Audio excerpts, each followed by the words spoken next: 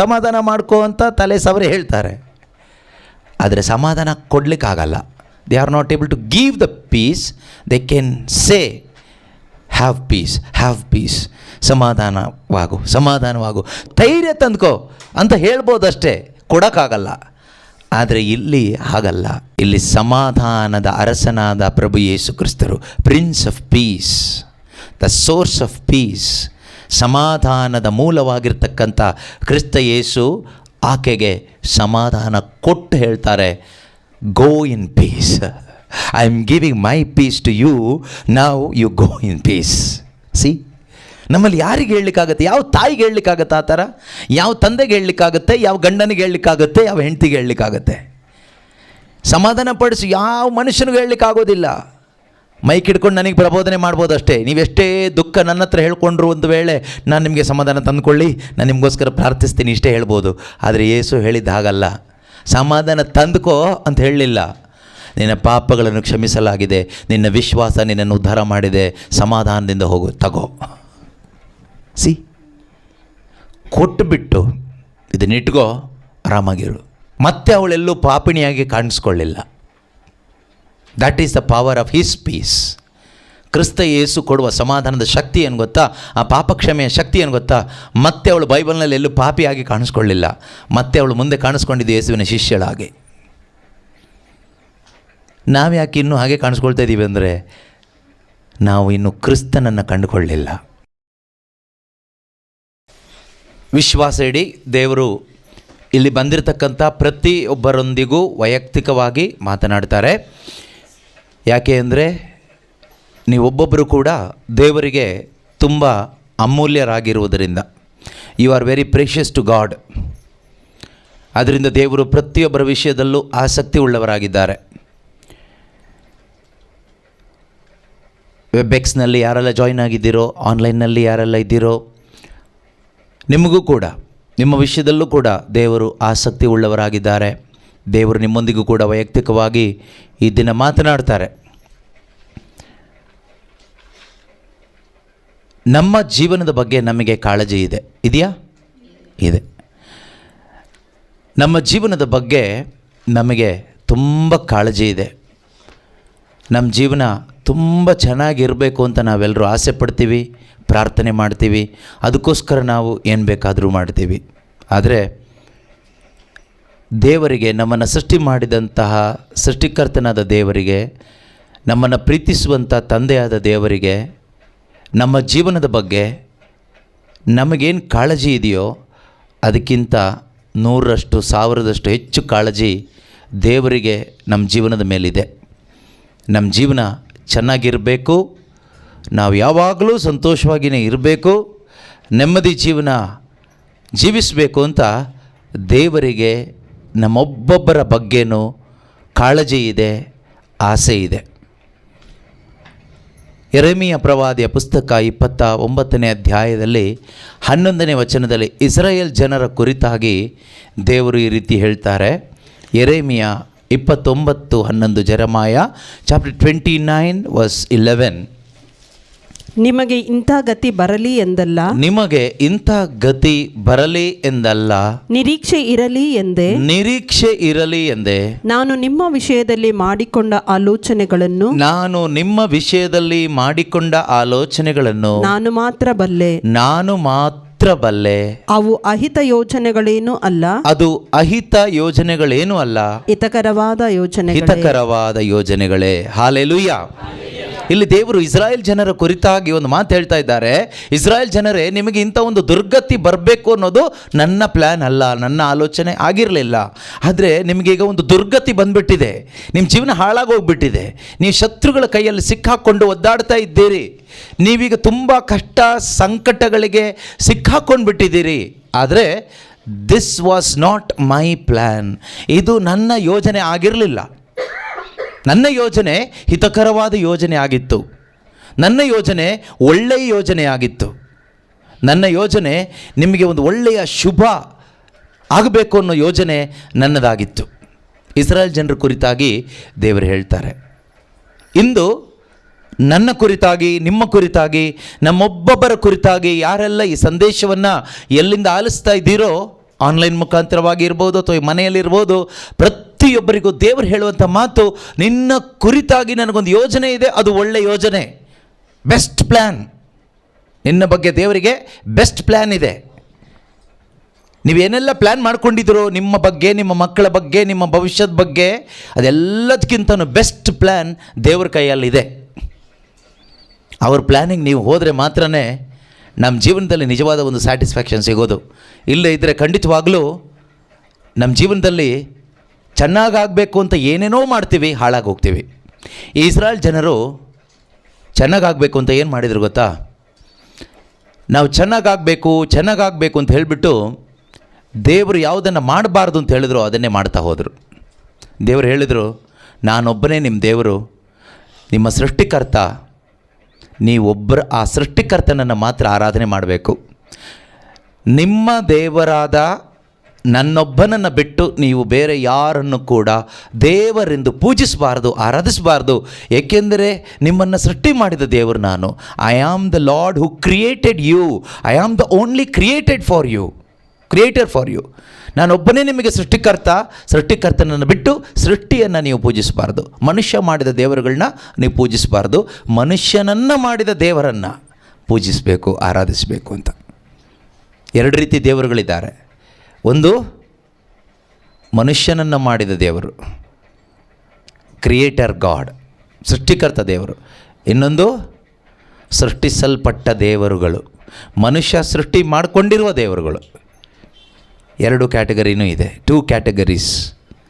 ಒಂದು ಮನುಷ್ಯನನ್ನು ಸೃಷ್ಟಿ ಮಾಡಿದ ದೇವರು, ಇನ್ನೊಂದು ಮನುಷ್ಯ. ಅನೇಕ ಜಾತಿ ಧರ್ಮಗಳು ಇವತ್ತೇನಿದೆಯೋ ಆ ಧರ್ಮಗಳಲ್ಲಿ, ಜಾತಿಗಳಲ್ಲಿ ಮನುಷ್ಯ ಮಾಡಿಕೊಂಡಿರುವ ಅನೇಕ ದೇವರುಗಳಿದೆ. ಆದರೆ ದೇವರು ಇಸ್ರಾಯೇಲ್ ಜನರಿಗೆ ಎಚ್ಚರಿಕೆ ಕೊಟ್ಟರು, ನೀವು ನಿಮ್ಮನ್ನು ಸೃಷ್ಟಿ ಮಾಡಿದ ಸೃಷ್ಟಿಕರ್ತನಾದ ನನ್ನನ್ನು ಬಿಟ್ಟು ನೀವು ಇತರ ಜನಾಂಗದವರು, ಇತರ ಮನುಷ್ಯರು ಆರಾಧಿಸುವಂತಹ ಯಾವುದನ್ನು ನೀವು ಆರಾಧನೆ ಮಾಡಬಾರ್ದು. ನಿಮಗೊಬ್ಬರೇ ದೇವರು. ಒಂದು ವೇಳೆ ನೀವು ಸೃಷ್ಟಿಕರ್ತನನ್ನು ಬಿಟ್ಟು ಹೋದರೆ, ಸೃಷ್ಟಿಕರ್ತನನ್ನು ಆರಾಧಿಸದೆ ಜೊತೆಯಲ್ಲಿರ್ತಕ್ಕಂಥವರು ಹೇಳ್ತಾರೆ, ಅದನ್ನು ಆರಾಧನೆ ಮಾಡಿ, ಇದನ್ನು ಆರಾಧನೆ ಮಾಡಿ, ಒಳ್ಳೆಯದಾಗುತ್ತೆ, ಚೆನ್ನಾಗಿರ್ತೀರಿ ಎಲ್ಲ ಹೇಳ್ತಾರೆ. ನೀವು ಅದನ್ನೇನಾದರೂ ಮಾಡಲಿಕ್ಕೆ ಹೋದರೆ ನೀವು ಹಾಳಾಗಿ ಹೋಗ್ತೀರಿ ಅಂತ ಎಚ್ಚರಿಕೆ ಕೊಟ್ಟರು. ಆದರೆ ಇಸ್ರಾಯೇಲ್ ಜನರು ಕೇಳಲಿಲ್ಲ. ಅವರು ನಮ್ಮ ಥರ ಮನುಷ್ಯರಾಗಿರೋದ್ರಿಂದ ನಮಗೆ ಯಾರಾದರೂ ಏನಾದರೂ ನೀವು ಇದು ಮಾಡಿ ಒಳ್ಳೆಯದಾಗುತ್ತೆ, ಇದು ಮಾಡಿ, ಅದು ಮಾಡಿ, ಹಾಗೆ ಮಾಡಿ, ಹೀಗೆ ಮಾಡಿ, ನಿಮ್ಗೆ ಚೆನ್ನಾಗಾಗ್ತೀರಿ ಅಂತ ಹೇಳಿದರೆ ನಾವು ತಕ್ಷಣ ಅದನ್ನು ಮಾಡಲಿಕ್ಕೆ ಹೋಗ್ತೀವಿ ಅಲ್ವಾ? ಅದೇ ರೀತಿ ಇಸ್ರಾಯೇಲ್ ಜನರು ಏನು ಮಾಡಿದರು? ದೇವರಿಗೆ ವಿರುದ್ಧವಾಗಿ ಹೋದರು, ದೇವರ ಆಜ್ಞೆಯನ್ನು ಮೀರಿ ಹೋದರು, ದೇವರ ಹೃದಯಕ್ಕೆ ಗಾಯ ಮಾಡಿ ಮುಂದಕ್ಕೆ ಹೋದರು. ಅದರ ಪರಿಣಾಮವಾಗಿ ಅವರಿಗೇನಾಯಿತು? ಕೇಡು ಸಂಭವಿಸಿತು, ಕೆಟ್ಟದ್ದಾಯಿತು. ಆಮೇಲೆ ಬಾಯಿ ಬಡ್ಕೊಂಡ್ರು, ದೇವರೇ ದೇವರೇ ದೇವರೇ ಅಂತ. ಏನೂ ಪ್ರಯೋಜನ ಆಗಲಿಲ್ಲ. ಆದರೂ ಕೂಡ ದೇವರು ಕರುಣಾಮಯಿ, ದೇವರು ಪ್ರೀತಿ ಸ್ವರೂಪಿ. ತಾವು ಆರಿಸಿಕೊಂಡ ಆ ಜನರ ಬಗ್ಗೆ ಕಾಳಜಿ ಇದ್ದಂಥ ದೇವರು ಪ್ರವಾದಿ ಯೆರೆಮೀಯನ ಮುಖಾಂತರವಾಗಿ ಆ ಜನರಿಗೆ ಹೇಳ್ತಾರೆ, ನಿಮಗೆ ಇಂಥ ಗತಿ ಬರಲಿ ಎಂದಲ್ಲ, ನಿರೀಕ್ಷೆ ಇರಲಿ ಎಂದೇ. ನಿಮ್ಮ ವಿಷಯದಲ್ಲಿ ನಾನು ಮಾಡಿಕೊಂಡ ಆಲೋಚನೆಗಳನ್ನು ನಾನು ಮಾತ್ರ ಬಲ್ಲೆ. ಅದು ಅಹಿತವಾದ ಯೋಜನೆಗಳೇನೂ ಅಲ್ಲ, ಹಿತಕರವಾದ ಯೋಜನೆಗಳೇ. ಇಂದು ಯಾರೆಲ್ಲ ದೇವರನ್ನು ಬಿಟ್ಟು ಲೋಕದ ಹಿಂದೆ ಹೋಗಿ ಜೀವನ ಹಾಳು ಮಾಡ್ಕೊಂಡಿದ್ದೀರೋ, ಅಥವಾ ಮನುಷ್ಯರ ಮಾತು ಕೇಳಿ ಜೀವನ ಹಾಳು ಮಾಡ್ಕೊಂಡಿದ್ದೀರೋ, ನಿಮಗೂ ಕೂಡ ದೇವರು ಹೇಳೋ ಮಾತಿದ್ದೇನೆ, ನಿನಗೆ ಇಂಥ ಗತಿ ಬರಲಿ ಅನ್ನೋದು ನನ್ನ ಆಲೋಚನೆ ಅಲ್ಲ. ನಿನಗೆ ಯಾಕೆ ಈ ದುರ್ಗತಿ ಬಂದಿದೆ ಅಂದರೆ, ನನ್ನ ಆಲೋಚನೆನ ಬಿಟ್ಟು ನಿನ್ನ ಆಲೋಚನೆ ಪ್ರಕಾರ ನೀನು ಹೋದೆ. ಯಾರ್ದೋ ಮಾತು ಕಟ್ಕೊಂಡು ನೀನು ಹಾಳಾಗೋಗಿದೀಯಾ, ಮನುಷ್ಯರ ಮಾತು ಕೇಳಿ ಹಾಳಾಗೋಗಿದೀಯಾ. ಆದರೆ ನೀನು ವಾಪಸ್ ಬರೋದಾದರೆ, ನೀನು ಮರಳಿ ವಾಪಸ್ ಬರೋದಾದರೆ, ಖಂಡಿತವಾಗಲೂ ನನಗೆ ನಿನ್ನ ಕುರಿತಾಗಿ ಇರುವ ಒಳ್ಳೆ ಯೋಜನೆಗಳನ್ನು ನಾನು ನಿನಗೆ ತಿಳಿಸ್ಕೊಡ್ತೀನಿ. ನಿನ್ನ ಜೀವನದಲ್ಲಿ ಒಳ್ಳೆಯದಾಗುತ್ತೆ. ಇದು ಪ್ರಾರ್ಥನೆ ಮಾಡೋದ್ರಿಂದ ಆಗೋದಿಲ್ಲ, ಹರಕೆ ಹೊತ್ಕೊಳ್ಳೋದ್ರಿಂದ ಆಗೋದಿಲ್ಲ, ಯಾವುದೋ ಪುಣ್ಯಕ್ಷೇತ್ರಕ್ಕೆ ಹೋಗೋದ್ರಿಂದ ಆಗೋದಿಲ್ಲ, ಚರ್ಚಿಗೆ ಹೋಗೋದ್ರಿಂದ ಆಗೋದಿಲ್ಲ, ಬೈಬಲ್ ಓದೋದ್ರಿಂದ ಆಗೋದಿಲ್ಲ, ಅಥವಾ ಇನ್ನೇನೇನೋ ಮಾಡೋದ್ರಿಂದ ಆಗೋದಿಲ್ಲ. ನೀನು ನಿನ್ನ ದೇವರನ್ನು ಮನಪೂರ್ವಕವಾಗಿ ಹುಡುಕಬೇಕು. ಮುಂದಿನ ವಾಕ್ಯ ಹೇಳ್ತದೆ 12:13 ವಾಕ್ಯದಲ್ಲಿ, ನೀವು ನನಗೆ ಮೊರೆ ಇಡುವಿರಿ, ನೀವು ನನಗೆ ಮೊರೆಯಿಡುವಿರಿ, ನನ್ನನ್ನು ಪ್ರಾರ್ಥಿಸಲು ಬರುವಿರಿ, ನನ್ನನ್ನು ಪ್ರಾರ್ಥಿಸಲು ಬರುವಿರಿ, ನಾನು ಕಿವಿಗೊಡುವೆನು. ನಾನು ಕಿವಿಗೊಡುವೆನು. ನೀವು ನನ್ನನ್ನು ಹುಡುಕುವಿರಿ, ನೀವು ನನ್ನನ್ನು ಹುಡುಕುವಿರಿ, ಮನಪೂರ್ವಕವಾಗಿ ಹುಡುಕಿದಾಗ ನನ್ನನ್ನು ಕಂಡುಕೊಳ್ಳುವಿರಿ. ಹೌದು, ಹೌದು, ನಾನು ನಿಮಗೆ ದೊರೆಯುವೆನು, ನಿಮ್ಮನ್ನ ದುರವಸ್ಥೆಯಿಂದ ತಪ್ಪಿಸುವೆನು. ನೀವು ಹೇಗೆ ಹುಡುಕಬೇಕಂತೆ? ಮನಪೂರ್ವಕವಾಗಿ ಹುಡುಕಬೇಕು. ಯಾವ ರೀತಿ ದುಂದುಗಾರ ಮಗ ಹುಡುಕಿದ್ನೋ ಅದೇ ರೀತಿಯಲ್ಲಿ ದುಂದುಗಾರ ಮಗ ಯಾವ ರೀತಿ ಹುಡುಕದ? ಅಪ್ಪ, ದೇವರಿಗೂ ನಿಮಗೂ ವಿರುದ್ಧ ನಾನು ಪಾಪ ಮಾಡಿದ್ದೇನೆ, ನಿಮ್ಮ ಮಗ ಎನ್ನಿಸಿಕೊಳ್ಳುವ ಯೋಗ್ಯತೆ ನನಗಿಲ್ಲ, ಕೆಲಸದವನ್ನ ಥರ ಇಟ್ಕೊಳ್ಳಿ ಮನೆಯಲ್ಲಿ ಎಂದು ಪಶ್ಚಾತ್ತಾಪದಿಂದ ತಂದೆಯನ್ನು ಹುಡುಕಿದ. ನಾವು ಕಾಣಿಕೆ ಎಲ್ಲ ಕೊಟ್ಟು ಕಮಿಷನ್ ಕೊಟ್ಟು ಹುಡುಕ್ತೀವಿ, ಕ್ಯಾಂಡ್ಲು ಕೊಡ್ತೀವಿ, ಹಣ ಕೊಡ್ತೀವಿ, ಇಷ್ಟು ದಿನ ಉಪವಾಸ ಮಾಡಿದ್ದೀವಿ ಅಂತ ಲಿಸ್ಟ್ ಕೊಡ್ತೀವಿ, ಅಥವಾ ಇಷ್ಟು ದಿನ ಚರ್ಚಿಗೆ ಬಂದಿದ್ದೀವಿ ಅಂತೆಲ್ಲ ಲಿಸ್ಟ್ ಕೊಡ್ತೀವಿ. ನಾವು ಹುಡುಕೋದು ಆ ರೀತಿ ಹುಡುಕಿದ್ರೆ ದೇವರು ಸಿಗಲ್ಲ. ನಿಮಗೆ ಪಿಶಾಚಿ ಸಿಗಬಹುದೇನೋ ಗೊತ್ತಿಲ್ಲ ನನಗೆ. ದೇವರು ಸಿಗಬೇಕಾದ್ರೆ ಪಶ್ಚಾತ್ತಾಪದ ಹೃದಯದಿಂದ ಹುಡುಕಬೇಕು, ಪಾಪಗಳನ್ನು ಒಪ್ಪಿಕೊಂಡು ಹುಡುಕಬೇಕು. ಅಪ್ಪ, ನಿನಗೆ ವಿರುದ್ಧ ನಾನು ಪಾಪ ಮಾಡಿದ್ದೀನಿ, ನನ್ನ ಗಂಡನಿಗೆ ವಿರುದ್ಧ ಪಾಪ ಮಾಡಿದ್ದೀನಿ, ನನ್ನ ಹೆಂಡತಿಗೆ ವಿರುದ್ಧ ಪಾಪ ಮಾಡಿದ್ದೀನಿ, ನನ್ನ ತಂದೆ ತಾಯಿಗೆ ವಿರುದ್ಧ ಪಾಪ ಮಾಡಿದ್ದೀನಿ, ನೀನು ಕೊಟ್ಟ ಈ ದೇಹಕ್ಕೆ ವಿರುದ್ಧವಾಗಿ ನಾನು ಪಾಪ ಮಾಡಿದ್ದೀನಿ, ನನ್ನ ನೆರೆಯವನಿಗೆ ವಿರುದ್ಧವಾಗಿ ನಾನು ಪಾಪ ಮಾಡಿದ್ದೀನಿ. ದೇವರೇ, ನಿನಗೂ ಈ ಮನುಷ್ಯನಿಗೂ ವಿರುದ್ಧವಾಗಿ, ನೀನು ಸೃಷ್ಟಿ ಮಾಡಿದ ಈ ದೇಹಕ್ಕೆ ವಿರುದ್ಧವಾಗಿ ನಾನು ಪಾಪ ಮಾಡಿದ್ದೇನೆ, ನನ್ನನ್ನು ಕ್ಷಮಿಸಪ್ಪ, ನನಗೆ ನೀನು ಬೇಕಪ್ಪ, ನಿನ್ನ ಸಾನ್ನಿಧ್ಯ ಬೇಕಪ್ಪ ಎಂದು ಪಶ್ಚಾತ್ತಾಪದಿಂದ ಮರಳಿ ಬರೋದಾದರೆ ಖಂಡಿತವಾಗಲೂ ದೇವರ ವಾಕ್ಯ ಹೇಳ್ತದೆ, ನಾನು ನಿನಗೆ ಸಿಗ್ತೀನಿ. ದೇವರು ನಿಮಗೆ ಸಿಗ್ತಾರಂತೆ, ನಿಮ್ಮ ದುರವಸ್ಥೆಯಿಂದ ತಪ್ಪಿಸ್ತೀನಿ ಅಂತ ಅಂದು ಇಸ್ರಾಯೇಲ್ ಜನರಿಗೆ ದೇವರು ಹೇಳಿದರು. ಅದೇ ರೀತಿಯಲ್ಲಿ ಪ್ರೀತಿಯ ಸಹೋದರ ಸಹೋದರಿಯರೇ, ಇಂದು ಅದೇ ದೇವರೇ ನಮ್ಮ ಮಧ್ಯದಲ್ಲಿ ಜೀವಂತವಾಗಿದ್ದಾರೆ, ಬೇರೆ ದೇವರಲ್ಲ. ಯೇಸು ಕ್ರಿಸ್ತರು ಅಂದ ತಕ್ಷಣ ಅವರೇನು ಬೇರೆ ದೇವರಲ್ಲ. ಇಸ್ರಾಯೇಲ್ ಜನರು ಆರಾಧಿಸಿದ ಅದೇ ಸೃಷ್ಟಿಕರ್ತನಾದ ರಕ್ಷಕನಾದ ಅದೇ ದೇವರೇ ಹೊಸ ಒಡಂಬಡಿಕೆಯಲ್ಲಿ ಮನುಷ್ಯನಾಗಿ ಬಂದಿದ್ದು, ಇಂದು ಕೂಡ ಆತ್ಮಸ್ವರೂಪನಾಗಿ ವಿಶ್ವಾಸಿಯ ಹೃದಯದಲ್ಲಿ ಜೀವಿಸ್ತಾ ಇರೋದು, ವಿಶ್ವಾಸಿಗಳ ಮಧ್ಯದಲ್ಲಿ ಜೀವಿಸ್ತಾ ಇರೋದು ಅದೇ ದೇವರೇನೆ. ಅದರಿಂದ ನಾವು ಯಾರು ಟೆನ್ಷನ್ ಮಾಡ್ಕೊಳ್ಳೋ ಅವಶ್ಯಕತೆ ಇಲ್ಲ. ಇಲ್ಲಿ ನಮಗೆ ಬೇಕಾಗಿರೋದೇನು ಗೊತ್ತಾ? ವಿಶ್ವಾಸ. ಏನು ಬೇಕು? ವಿಶ್ವಾಸ. ಏನೆಂದು ವಿಶ್ವಾಸ ಇಡಬೇಕು? ನನ್ನ ರಕ್ಷಕನಾದ ದೇವರು ಇಂದು ಜೀವಿಸ್ತಾ ಇದ್ದಾರೆ, ಆತನು ಒಳ್ಳೆಯವನು. ಕೀರ್ತನೆ 136ರಲ್ಲಿ ಕೀರ್ತನಕಾರ ಹೇಳ್ತಾನೆ, ಸಾಮ್ 136:1, ಆತನು ಒಳ್ಳೆಯವನು, ಆತನ ಪ್ರೀತಿ ಶಾಶ್ವತ. God is good and His love endures forever. His love endures forever. ದೇವರು ಒಳ್ಳೆಯವನು. ಓದೋಣ ವಾಕ್ಯ. ಒಳ್ಳೆಯವನಾದ ಪ್ರಭುವಿಗೆ ಧನ್ಯವಾದ. ಒಳ್ಳೆಯವನಾದ ಪ್ರಭು ದೇವರಿಗೆ, ರಕ್ಷಕನಾದ ದೇವರಿಗೆ ಧನ್ಯವಾದ. ಆತನ ಪ್ರೀತಿ ಶಾಶ್ವತ. ಆತನ ಪ್ರೀತಿ ಶಾಶ್ವತ. ಒಂದ್ಸರಿ ಎಲ್ಲರೂ ಹೇಳಿ ನೋಡೋಣ. ಒಳ್ಳೆಯವನಾದ ಪ್ರಭು ಯೇಸುವಿಗೆ ಧನ್ಯವಾದ. ಯೇಸು ಕ್ರಿಸ್ತನ ಪ್ರೀತಿ ಶಾಶ್ವತ. ಈ ಒಂದು ವಿಶ್ವಾಸ ನಮಗಿರಬೇಕು. ದೇವರು ಒಬ್ಬ ಕಟುಕ ಅಂತಕ್ಕಂಥ ಮನೋಭಾವನೆ ನಮ್ಮಲ್ಲಿರಬಾರ್ದು. ದೇವರು ಕೇಡು ಮಾಡುವವನು ಎಂಬ ಒಂದು ಮನಸ್ಸು ನಮಗಿರಬಾರ್ದು. ದೇವರು ಕಟುಕ ಅಲ್ಲ, ದೇವರು ಕೆಟ್ಟದ್ದನ್ನು ಮಾಡುವಾತನಲ್ಲ. God is good. ದೇವರು ಒಳ್ಳೆಯವನು, ದೇವರು ಪ್ರೀತಿ ಸ್ವರೂಪಿ. ಆದರೆ ಆ ಒಳ್ಳೆಯ ಮತ್ತು ಆ ಪ್ರೀತಿಯ ಅನುಭವ ನಮಗೆ ಆಗಬೇಕಾದರೆ ನಮಗೆ ಬೇಕು ವಿಶ್ವಾಸ. ಕೇವಲ ಬಾಯಲ್ಲಿ ನಮಗೆ ವಿಶ್ವಾಸ ಇದೆ ಅಂತ ಹೇಳಿಕೊಂಡು ನಮ್ಮ ಜೀವನದಲ್ಲಿ ಅದಿಲ್ಲದೆ ಇದ್ದರೆ ಏನೂ ಪ್ರಯೋಜನ ಇಲ್ಲ. ಅರ್ಥ ಆಗ್ತಿದೆಯಾ? ಹಾಂ, ನಮಗೆ ನಿಜವಾಗಲೂ ವಿಶ್ವಾಸ ಇದ್ದರೆ ಖಂಡಿತವಾಗಲೂ ನಮ್ಮ ಜೀವಿತದಲ್ಲಿ ಆ ದೇವರಲ್ಲಿರ್ತಕ್ಕಂಥ ಒಳ್ಳೆಯದನ್ನು ಮತ್ತು ದೇವರ ಆ ಕರುಣೆ, ಆ ಪ್ರೀತಿಯನ್ನು ನಮಗೆ ಅನುಭವಿಸ್ಲಿಕ್ಕಾಗುತ್ತೆ. ಇವತ್ತು ಎಷ್ಟೋ ಜನ ಕ್ರೈಸ್ತರಿಗೆ ಯೇಸು ಕ್ರಿಸ್ತನಲ್ಲಿರ್ತಕ್ಕಂಥ ಒಳಿತು ಅಂದರೆ ಆ ಪಾಪ ಕ್ಷಮೆ, ಆ ನಿತ್ಯ ಜೀವ, ಆ ಸಮಾಧಾನ ಅನುಭವಿಸ್ಲಿಕ್ಕಾಗ್ತಾ ಇಲ್ಲ.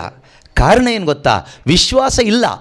ಬಾಯಲ್ಲಿ ಮಾತ್ರ ನಾವು ಹೇಳ್ಕೊಳ್ತೀವಿ, ಯೇಸು ನಮ್ಮ ದೇವರು, ನಾವು ಯೇಸುನ ನಂಬಿದ್ದೀವಿ, ನಾವು ಯೇಸುನ ಬಿಟ್ಟರೆ ಬೇರೆ ಯಾರನ್ನೂ ನಂಬೋದಿಲ್ಲ. ಬಾಯಲ್ಲಿ ಎಲ್ಲರೂ ಹೇಳ್ಕೊಳ್ತಾರೆ. ಮತ್ತು ಕ್ಯಾಂಡ್ಲ್ ಅಂಟಿಸ್ತೀವಿ, ಚರ್ಚಿಗೆ ಹೋಗ್ತೀವಿ, ಎಲ್ಲ ಮಾಡ್ತೀವಿ, ಎಲ್ಲ ನಾಟಕಗಳು ಮಾಡ್ತೀವಿ. ಆದರೆ ನಮ್ಮ ಜೀವನದಲ್ಲಿ, ನಮ್ಮ ಹೃದಯದಲ್ಲಿ ನಿಜವಾದ ಫೇತ್ ಅನ್ನೋದಿದ್ದರೆ ಖಂಡಿತವಾಗಲೂ ದೇವರ ಒಳಿತನ್ನು, ದೇವರ ಕರುಣೆಯನ್ನು, ದೇವರ ಪ್ರೀತಿಯನ್ನು, ದೇವರು ನಮಗಾಗಿ ಏನು ಒಳ್ಳೆದಿಟ್ಟಿದ್ದಾರೋ ಅದನ್ನು ನಮಗೆ ಈ ಲೋಕದಲ್ಲಿ ಅನುಭವಿಸ್ಲಿಕ್ಕೆ, ನೋಡಲಿಕ್ಕೆ ಸಾಧ್ಯ ಆಗುತ್ತೆ. ಎಷ್ಟೋ ಜನಕ್ಕೆ ಆಗ್ತಾ ಇಲ್ಲ. ಮತ್ತೆ ಹೇಳ್ತೀನಿ, ಕಮಿಷನ್ ಕೆಲಸದಿಂದ ಏನೂ ಆಗಲ್ಲ. ಕಮಿಷನ್ ಅಂದ್ರೆ ಗೊತ್ತಲ್ವಾ? ಕಾಣಿಕೆ ಕೊಟ್ವಿ, ಕ್ಯಾಂಡಲ್ ಅಂಟಿಸಿದ್ವಿ, ಹೂವು ಕೊಟ್ವಿ, ಉಪವಾಸ ಮಾಡಿದ್ವಿ, ಅದು ಮಾಡಿದ್ವಿ, ಇದು ಮಾಡಿದ್ವಿ, ಇದೆಲ್ಲ ನಾವು ಮಾಡ್ಕೊಂಡೇ ಬಂದಿದ್ದೀವಿ. ಇದರಿಂದ ದೇವ್ರನ್ನ ಕೊಂಡ್ಕೊಳ್ಳೋಕ್ಕಾಗಲ್ಲ, ಮನುಷ್ಯರನ್ನ ಕೊಂಡ್ಕೋಬೋದು. ಕೆಲವೊಂದು ಪಾಸ್ಟರ್ಸ್ಗಳನ್ನ, ಬ್ರದರ್ಸ್ಗಳನ್ನೆಲ್ಲ ಕೊಂಡ್ಕೋಬೋದು. ಆದರೆ ದೇವರನ್ನು, ದೇವರ ಕರುಣೆ, ದೇವರ ಕೃಪೆ, ದೇವರು ಕೊಡುವಂಥ ಪಾಪ ಕ್ಷಮೆ, ನಿತ್ಯ ಜೀವ, ಇದನ್ನು ಕೊಂಡುಕೊಳ್ಳಿಕ್ಕೆ ಆಗೋದಿಲ್ಲ. ಯಾಕೆಂದರೆ ಇದು ವಿಶ್ವಾಸದ ಮುಖಾಂತರ ದೇವರು ನಮಗೆ ಉಚಿತವಾಗಿ ಕೊಡುವ ಒಂದು ಆಶೀರ್ವಾದವಾಗಿದೆ. ವಿಶ್ವಾಸದ ಮುಖಾಂತರ ಪಡ್ಕೊಳ್ಳಿಕ್ಕೆ ಆಗುವಂಥದ್ದು. ಇದಕ್ಕೆ ನೀವು ಬೇರೆ ಏನು ಮಾಡೋದು ಬೇಕಾಗಿಲ್ಲ. ಬೇಕಾದಷ್ಟು ಉದಾಹರಣೆಗಳಿದೆ ಬೈಬಲ್ನಲ್ಲಿ. ನಾವು ನೋಡುವಾಗ ಲೂಕನ ಶುಭ ಸಂದೇಶ ಅಧ್ಯಾಯ 7, ಸೆಂಟ್ ಲೂಕ್ ಚಾಪ್ಟರ್ 7, ಲೂಕನ ಶುಭ ಸಂದೇಶ 7ನೇ ಅಧ್ಯಾಯದಲ್ಲಿ 36ರಿಂದ ಇರತಕ್ಕಂಥ ವಾಕ್ಯದಲ್ಲಿ ಒಂದು ಘಟನೆ ಇದೆ. ಅಲ್ಲಿ ಯೇಸು ಸ್ವಾಮಿ ಒಮ್ಮೆ ಒಂದು ಫರಿಸಾಯನ ಮನೆಗೆ ಊಟಕ್ಕೆ ಬರ್ತಾರೆ. ಸೀಮೋನ ಎಂಬಂತಹ ಒಬ್ಬ ಫರಿಸಾಯ. ಫರಿಸಾಯ ಅಂದರೆ ಗೊತ್ತಲ್ವಾ? ಡೈಲಿ ಪ್ರೇಯರ್, ಫಾಸ್ಟಿಂಗ್ ಪ್ರೇಯರ್, ಭಕ್ತಿ, ಚರ್ಚು, ದೇವರು ಬಿಟ್ಟರೆ ಏನೂ ಇಲ್ಲ, ಎಲ್ಲ ಪರ್ಫೆಕ್ಟಾಗಿ ಆಚಾರ ವಿಚಾರಗಳಲ್ಲಿ, ಸಂಪ್ರದಾಯಗಳಲ್ಲಿ ಪಕ್ಕಾ ಪರ್ಫೆಕ್ಟ್ ಆಗಿರುವಂಥ ಮನುಷ್ಯ. ಅವನ ಮನೆಗೆ ಊಟಕ್ಕೆ ಹೋಗ್ತಾರೆ. ಆದರೆ ಯೇಸು ಅಲ್ಲಿ ಬಂದಿದ್ದನ್ನು ತಿಳ್ಕೊಂಡಂಥ ಒಂದು ಮಹಿಳೆ, ಅವಳು ಫರಿಸಾಯಳಲ್ಲ, ಅವಳಿಗೂ ಚರ್ಚ್ಗೂ ಸಂಬಂಧ ಇಲ್ಲ, ಅವಳಿಗೂ ಬೈಬಲ್ಗೂ ಸಂಬಂಧ ಇಲ್ಲ, ಆದರೆ ಪಾಪದ ಜೀವನ ಜೀವಿಸ್ತಾ ಇರ್ತಾಳೆ. ಆಕೆ ಆ ಮನೆಗೆ ಬರ್ತಾರೆ. ಲೂಕನ ಶುಭ ಸಂದೇಶ 7ನೇ ಅಧ್ಯಾಯ 36ರಿಂದ ಇರತಕ್ಕಂಥ ವಾಕ್ಯಗಳು. ಸ್ವಲ್ಪ ಓದೋಣ, ಎಷ್ಟು ಬೇಕಷ್ಟು ಮಾತ್ರ ಓದೋಣ. ಲೂಕನ ಶುಭ ಸಂದೇಶ 7ನೇ ಅಧ್ಯಾಯ 37ನೇ ವಾಕ್ಯ. ಅದೇ ಊರಿನಲ್ಲಿ ಪತಿತೆಯೊಬ್ಬಳು ಇದ್ದಳು. ಅದೇ ಊರಿನಲ್ಲಿ ಯಾರಿದ್ರು? ಪತಿತೆ, ಒಂದು ಪಾಪಿಣಿಯಾದ ಒಂದು ಸ್ತ್ರೀ. ಅವಳು ಯಾವ ರೀತಿ ಪಾಪದಲ್ಲಿದ್ಲೋ ನನಗೆ ಗೊತ್ತಿಲ್ಲ. ಕೆಲವರು ಹೇಳ್ತಾರೆ ವ್ಯಭಿಚಾರಿಣಿ ಅಂತ ಇರ್ಬೋದು. ಯಾಕೆಂದರೆ ಅಂಥವ್ರನ್ನೇ ಪಾಪಿಗಳು ಅಂತ ಬೈಬಲ್ ಹೇಳುತ್ತೆ. ದೇವರು ಹೇಳಲಿಲ್ಲ, ಬೈಬಲ್ನಲ್ಲಿ ಗುರುತಿಸೋದು. ಓಕೆ. ಆಕೆ ಫರಿಸಾಯನ ಮನೆಯಲ್ಲಿ ಯೇಸು ಊಟಕ್ಕೆ ಕುಳಿತಿದ್ದಾರೆಂದು ಕೇಳಿ ಒಂದು ಅಮೃತಶಿಲೆಯ ಭರಣಿ ತುಂಬ ಸುಗಂಧ ತೈಲವನ್ನು ತೆಗೆದುಕೊಂಡು ಅಲ್ಲಿಗೆ ಬಂದಳು. ಓಕೆ. ಅವಳು ಯೇಸುವಿನ ಹಿಂಬದಿಯಲ್ಲಿ ಅಳುತ್ತಾ ನಿಂತು ತನ್ನ ಕಂಬನಿಯಿಂದ ಅವರ ಪಾದಗಳನ್ನು ತೊಳೆದು ತಲೆ ಕೂದಲಿನಿಂದ ಹೊರಸಿ ಆ ಪಾದಗಳಿಗೆ ಮುತ್ತಿಟ್ಟು ಸುಗಂಧ ತೈಲವನ್ನು ಹಚ್ಚಿದಳು. ನೋಡಿ, ಫರಿಸಾಯನ ಮನೆಗೆ ಯೇಸು ಊಟಕ್ಕೆ ಬಂದಿದ್ದಾರೆ. ಆದರೆ ಇವಳು ಯೇಸು ಬಂದಿದ್ದನ್ನು ಗುರುತಿಸಿ ಆ ಮನೆಗೆ ಬಂದಿದ್ದಾಳೆ. ಪಾಪಿಣಿಯಾದ ಒಂದು ಸ್ತ್ರೀ. ಇವಳು ಫರಿಸಾಯಳಲ್ಲ, ಇವಳು ಏನು ಪ್ರೇಯರ್ ಗ್ರೂಪ್ ಲೀಡರ್ ಅಲ್ಲ, ಯಾವುದೇ ಕರಿಸ್ಮ್ಯಾಟಿಕ್ ಗ್ರೂಪಲ್ಲಿಲ್ಲ, ಇವಳಿಗೆ ಬೈಬಲ್ ವಾಕ್ಯ ಗೊತ್ತಿಲ್ಲ, ಇವಳಿಗೇನು ಗೊತ್ತಿಲ್ಲ. ಆದರೆ ದೇವರು ಯಾರು ಅಂತ ಗೊತ್ತಿರ್ಬೋದೇನೋ. ಆದರೆ ಅವಳು ಮಾಡಿದ್ದೇನು? ಅವಳು ಆ ಮನೆಗೆ ಬಂದು ಮುಂದೆ ಬಂದಿಲ್ಲ. ಫರಿಸಾಯ ಹೊಟ್ಟೆ ಬಿಟ್ಕೊಂಡು ಯೇಸುವಿನ ಮುಂದೆ ಓಡಾಡ್ತಾ ಇದ್ದಾನೆ. ಊಟ ಎಲ್ಲ ಕೊಟ್ಟಿದ್ದಾನಲ್ವಾ, ಓಡಾಡ್ತಾ ಇದ್ದಾನೆ. ಈಗ ಚರ್ಚಲ್ಲಿ ಯಾರಾದರೂ ಸ್ವಲ್ಪ ಬೆಂಚ್ ಹಾಕಿದರೆ, ಡೊನೇಷನ್ ಕೊಟ್ಟರೆ, ಜಾಸ್ತಿ ಹಣ ಕೊಟ್ಟರೆ ಅವ್ರ ಹೆಸರೆಲ್ಲಿ ಹಾಕ್ತಾರೆ? ಹಿಂದೆ ಹಾಕ್ತಾರೆ, ಮುಂದೆ ಹಾಕ್ತಾರಾ? ಮುಂದೆ ಹಾಕ್ತಾರೆ, ಎಲ್ರಿಗೂ ಕಾಣಿಸೋ ಥರ ಅಲ್ವಾ? ಮೇಲೆ ಹಾಕ್ತಾರೆ. ಹೆಸರೇನಾದರೂ ಮುಂದೆ ಹಾಕದೇ ಇದ್ದರೆ, ಮೇಲೆ ಹಾಕದೇ ಇದ್ದರೆ, ಗೋಲ್ಡನ್ ಲೆಟ್ರಲ್ಲಿ ಬರೀದೇ ಇದ್ದರೆ ಗಲಾಟೆ ಶುರು ಮಾಡ್ತೀವಿ. ಆ ರೀತಿ ಫರಿಸಾಯರು ಇವತ್ತು ಎಲ್ಲ ಚರ್ಚ್ಗಳಲ್ಲೂ ಸಿಗ್ತಾರೆ, ಎಲ್ಲ ಊರಲ್ಲೂ ಸಿಗ್ತಾರೆ, ಎಲ್ಲ ಸಭೆಗಳಲ್ಲೂ ಸಿಗ್ತಾರೆ. ಅವ್ರ ಹೆಸರು ಹಾಕದೇ ಇದ್ದಿದ್ದಕ್ಕೆ, ಅವರ ಹೆಸರನ್ನ ಅನೌನ್ಸ್ ಮಾಡದೇ ಇದ್ದಿದ್ದಕ್ಕೆ, ಅವರ ಹೆಸರನ್ನ ಚರ್ಚಿನ ಮುಂದೆ ಕೆತ್ತಿ ಹಾಕದೇ ಇದ್ದಿದ್ದಕ್ಕೆ ಗಲಾಟೆ ಮಾಡುವಂತಹ ಎಷ್ಟೋ ಜನ, ಈ ರೀತಿಯ ಫರಿಸಾಯ ಮೆಂಟಾಲಿಟಿ ಇರ್ತಕ್ಕಂತಹ ಕಥೋಲಿಕ ಕ್ರೈಸ್ತರು ಇದ್ದಾರೆ, ಪ್ರೊಟೆಸ್ಟೆಂಟ್ ಕ್ರೈಸ್ತರು ಇದ್ದಾರೆ, ಬೇರೆ ಬೇರೆ ಕ್ರೈಸ್ತರು ಇದ್ದಾರೆ, ಎಲ್ಲರೂ ಇದ್ದಾರೆ. ನಿಮ್ಮಲ್ಲಿ ಯಾರಾದರೂ ಇದ್ದರೆ ನೀವು ಆ ಗುಂಪೆ ಅಂತ ತಿಳ್ಕೊಳ್ಳಿ, ಮಾನಸಾಂತರ ಪಡಿ, ಅಷ್ಟೇ. ಟೆನ್ಷನ್ ಏನು ಮಾಡ್ಕೊಂಡೇನು ಪ್ರಯೋಜನ ಇಲ್ಲ. ಓಕೆನಾ? ಸೊ ಈ ಫರಿಸಾಯ ಮುಂದೆ ಓಡಾಡ್ತಾ ಇದ್ದ, ಆದರೆ ಇವಳು ಹಿಂದೆ ಇದ್ದಾಳೆ. ಮುಂದೆ ಬಂದಿಲ್ಲ. ಯೇಸುವಿನ ಹಿಂಬದಿಯಲ್ಲಿ 38ನೇ ವಾಕ್ಯದಲ್ಲಿ ಓದ್ತೀವಿ, ಯೇಸುವಿನ ಹಿಂಬದಿ, ಶಿ ಸ್ಟುಡ್ ಬಿಹೈಂಡ್ ಜೀಸಸ್. ಹಿಂಬದಿಯಲ್ಲಿ ಏನು ಮಾಡ್ತಾ ಇದ್ದಾಳೆ? ಹಲ್ಲೆಲೂಯ ಹೇಳಲಿಲ್ಲ, ಪ್ರೈಸ್ ದಿ ಲಾರ್ಡ್ ಹೇಳಲಿಲ್ಲ, ಯೇಸುವೆ ಯೇಸುವೆ ಯೇಸುವೆ ಯೇಸುವೆ ಏನು ಹೇಳಲಿಲ್ಲ. ಅವಳು ಅಳ್ತಾ ಇದ್ದಾಳೆ. ಏನು ಮಾಡ್ತಾ ಇದ್ದಾಳೆ? ಅಳ್ತಾ ಇದ್ದಾಳೆ. ಬೇರೆ ಅವಳಿಗೆ ಏನು ಹೇಳಲಿಕ್ಕೆ ಆಗ್ತಾ ಇಲ್ಲ. ಅಳ್ತಾ ಇದ್ದಾಳೆ, ಅಳ್ತಾ ಇದ್ದಾಳೆ, ಅಳ್ತಾ ಇದ್ದಾಳೆ. ಎಷ್ಟರ ಮಟ್ಟಿಗೆ ಅತ್ಲು ಅಂದರೆ, ನೀರು ತಗೊಂಡು ಪಾದ ತೊಳೆದ್ರೆ ಎಷ್ಟು ಕ್ಲೀನಾಗುತ್ತೋ ಅಷ್ಟು ಕಣ್ಣೀರಿಂದನೇ ಯೇಸುವಿನ ಪಾದ ತೊಳೆದಿದ್ದಾಳೆ. ಅಷ್ಟು ಕಣ್ಣೀರು ಸುರಿಸಿದ್ದಾಳೆ. ನಮಗೇನು ಕಣ್ಣೀರು ಬರೋದಿಲ್ಲ ಅಲ್ವಾ? ನಮಗೆ ಕಷ್ಟ ಬಂದರೆ ಕಣ್ಣೀರು ಬಂದುಬಿಡುತ್ತೆ. ನಮಗೇನಾದರೂ ಕಷ್ಟಗಳು ಬಂದರೆ ತುಂಬ ಕಣ್ಣೀರು ಬರುತ್ತೆ. ಆದರೆ ಇವಳು ಯೇಸುವಿನ ಹಿಂಬದಿಯಲ್ಲಿ ನಿಂತ್ಕೊಂಡು ಅಳ್ತಾ ಇದ್ದಾಳೆ, ಕಣ್ಣೀರು ಸುರಿಸ್ತಾ ಇದ್ದಾಳೆ. ಕಣ್ಣೀರೆಲ್ಲ ಸುರಿಸಿ ಲಾಸ್ಟಿಗೆ ತಲೆ ಕೂದಲಿನಿಂದ ಯೇಸುವಿನ ಪಾದವನ್ನು ಒರೆಸಿ ಆ ಸುಗಂಧ ತೈಲವನ್ನು ಸುರಿದು ಮುತ್ತಿಟ್ಟು ಯೇಸುವನ್ನು ಆರಾಧಿಸ್ತಾಳೆ, ಯೇಸುವನ್ನು ಪ್ರೀತಿ ಮಾಡ್ತಾಳೆ. ಅವಳು ಯಾರಾಗಿದ್ಲು? ಕರಿಸ್ಮ್ಯಾಟಿಕ್ ಲೀಡರ್ ಅಲ್ಲ, ಅವಳು ಪಾಪಿಣಿಯಾದ ಸ್ತ್ರೀ, ಎ ಸಿನ್ನರ್. ಯೇಸು ಸ್ವಾಮಿ ಆಕೆ ಮಾಡಿದ ಆ ಕಾರ್ಯವನ್ನು ಗುರುತಿಸ್ತಾರೆ. ಅದೇನಾಗಿತ್ತು ಅಂದರೆ, it is an act of faith. ಅದೊಂದು ವಿಶ್ವಾಸದ ಕಾರ್ಯವಾಗಿತ್ತು. ಅದೇನಾಗಿತ್ತು? ಅದೊಂದು ವಿಶ್ವಾಸದ ಕಾರ್ಯವಾಗಿತ್ತು. ಅದು ನಮಗೆ ಅರ್ಥ ಆಗಬೇಕಾದ್ರೆ 47ನೇ ವಾಕ್ಯ ಓದಿದರೆ ನಮಗೆ ಅರ್ಥ ಆಗುತ್ತೆ. ಆದ್ದರಿಂದ ನಾನು ನಿನಗೆ ಹೇಳುವುದೇನೆಂದರೆ, ಹೀಗೆ ಮಾಡಿದ ಪಾಪಗಳು ಅಪಾರವಾದರೂ ಅವನ್ನು ಕ್ಷಮಿಸಲಾಗಿವೆ. ಇದಕ್ಕೆ ಹೀಗೆ ತೋರಿಸಿರುವ ಅಧಿಕವಾದ ಪ್ರೀತಿಯೇ ಸಾಕ್ಷಿ. ಅವಳು ತೋರಿಸಿದ ಅಧಿಕವಾದ ಪ್ರೀತಿ. ಯಾವ ರೀತಿಯಲ್ಲಿ ಅವಳು ಪ್ರೀತಿ ತೋರಿಸಿದ್ಲು? ತನ್ನ ಪಾಪಗಳಿಗೋಸ್ಕರ, ತನ್ನ ದುರವಸ್ಥೆಗೋಸ್ಕರ, ತನ್ನ ಹೀನ ಸ್ಥಿತಿಗೋಸ್ಕರ ಕಣ್ಣೀರು ಸುರಿಸಿದ್ಲು. ಬೇರೆ ಏನು ಮಾಡಿಲ್ಲ. ಕಾಣಿಕೆ ಕೊಟ್ಟಿಲ್ಲ, ದಶಾಂಶ ಕೊಟ್ಟಿಲ್ಲ, ಕ್ಯಾಂಡ್ಲು ಕೊಟ್ಟಿಲ್ಲ, ತಲೆ ಕೂದಲು ನಾವು ಕೊಡೋ ಥರ ಅಲ್ಲ ಕೊಟ್ಟಿದ್ದು. ತನ್ನ ಪಾಪಗಳನ್ನು ಒಪ್ಪಿಕೊಂಡ್ಳು. ಯೇಸುವಿನ ಮುಂದೆ ಆಕೆ ಮನ ಮರುಗಿದಳು. She was broken before Jesus. ದಾವಿದಾರಸ ಹೇಳ್ತಾನಲ್ಲ ಕೀರ್ತನೆ 51ರಲ್ಲಿ, ಮುರಿದ ಮನವೇ ದೇವನು ಒಲಿಯುವ ಯಜ್ಞವು. ಮುರಿದ ಮನ. ಆಕೆಯ ಮನಸ್ಸು ಯೇಸು ಕ್ರಿಸ್ತನ ಮುಂದೆ ಮುರಿದು ಹೋಯಿತು. ಅವಳತ್ಲು, ಕಣ್ಣೀರು ಸುರಿಸಿದ್ಲು, ಪಶ್ಚಾತ್ತಾಪ ಪಟ್ಟಳು. ಆ ರೀತಿಯಲ್ಲಿ ಆಕೆ ಯೇಸುವನ್ನು ಪ್ರೀತಿ ಮಾಡಿದ್ಲು.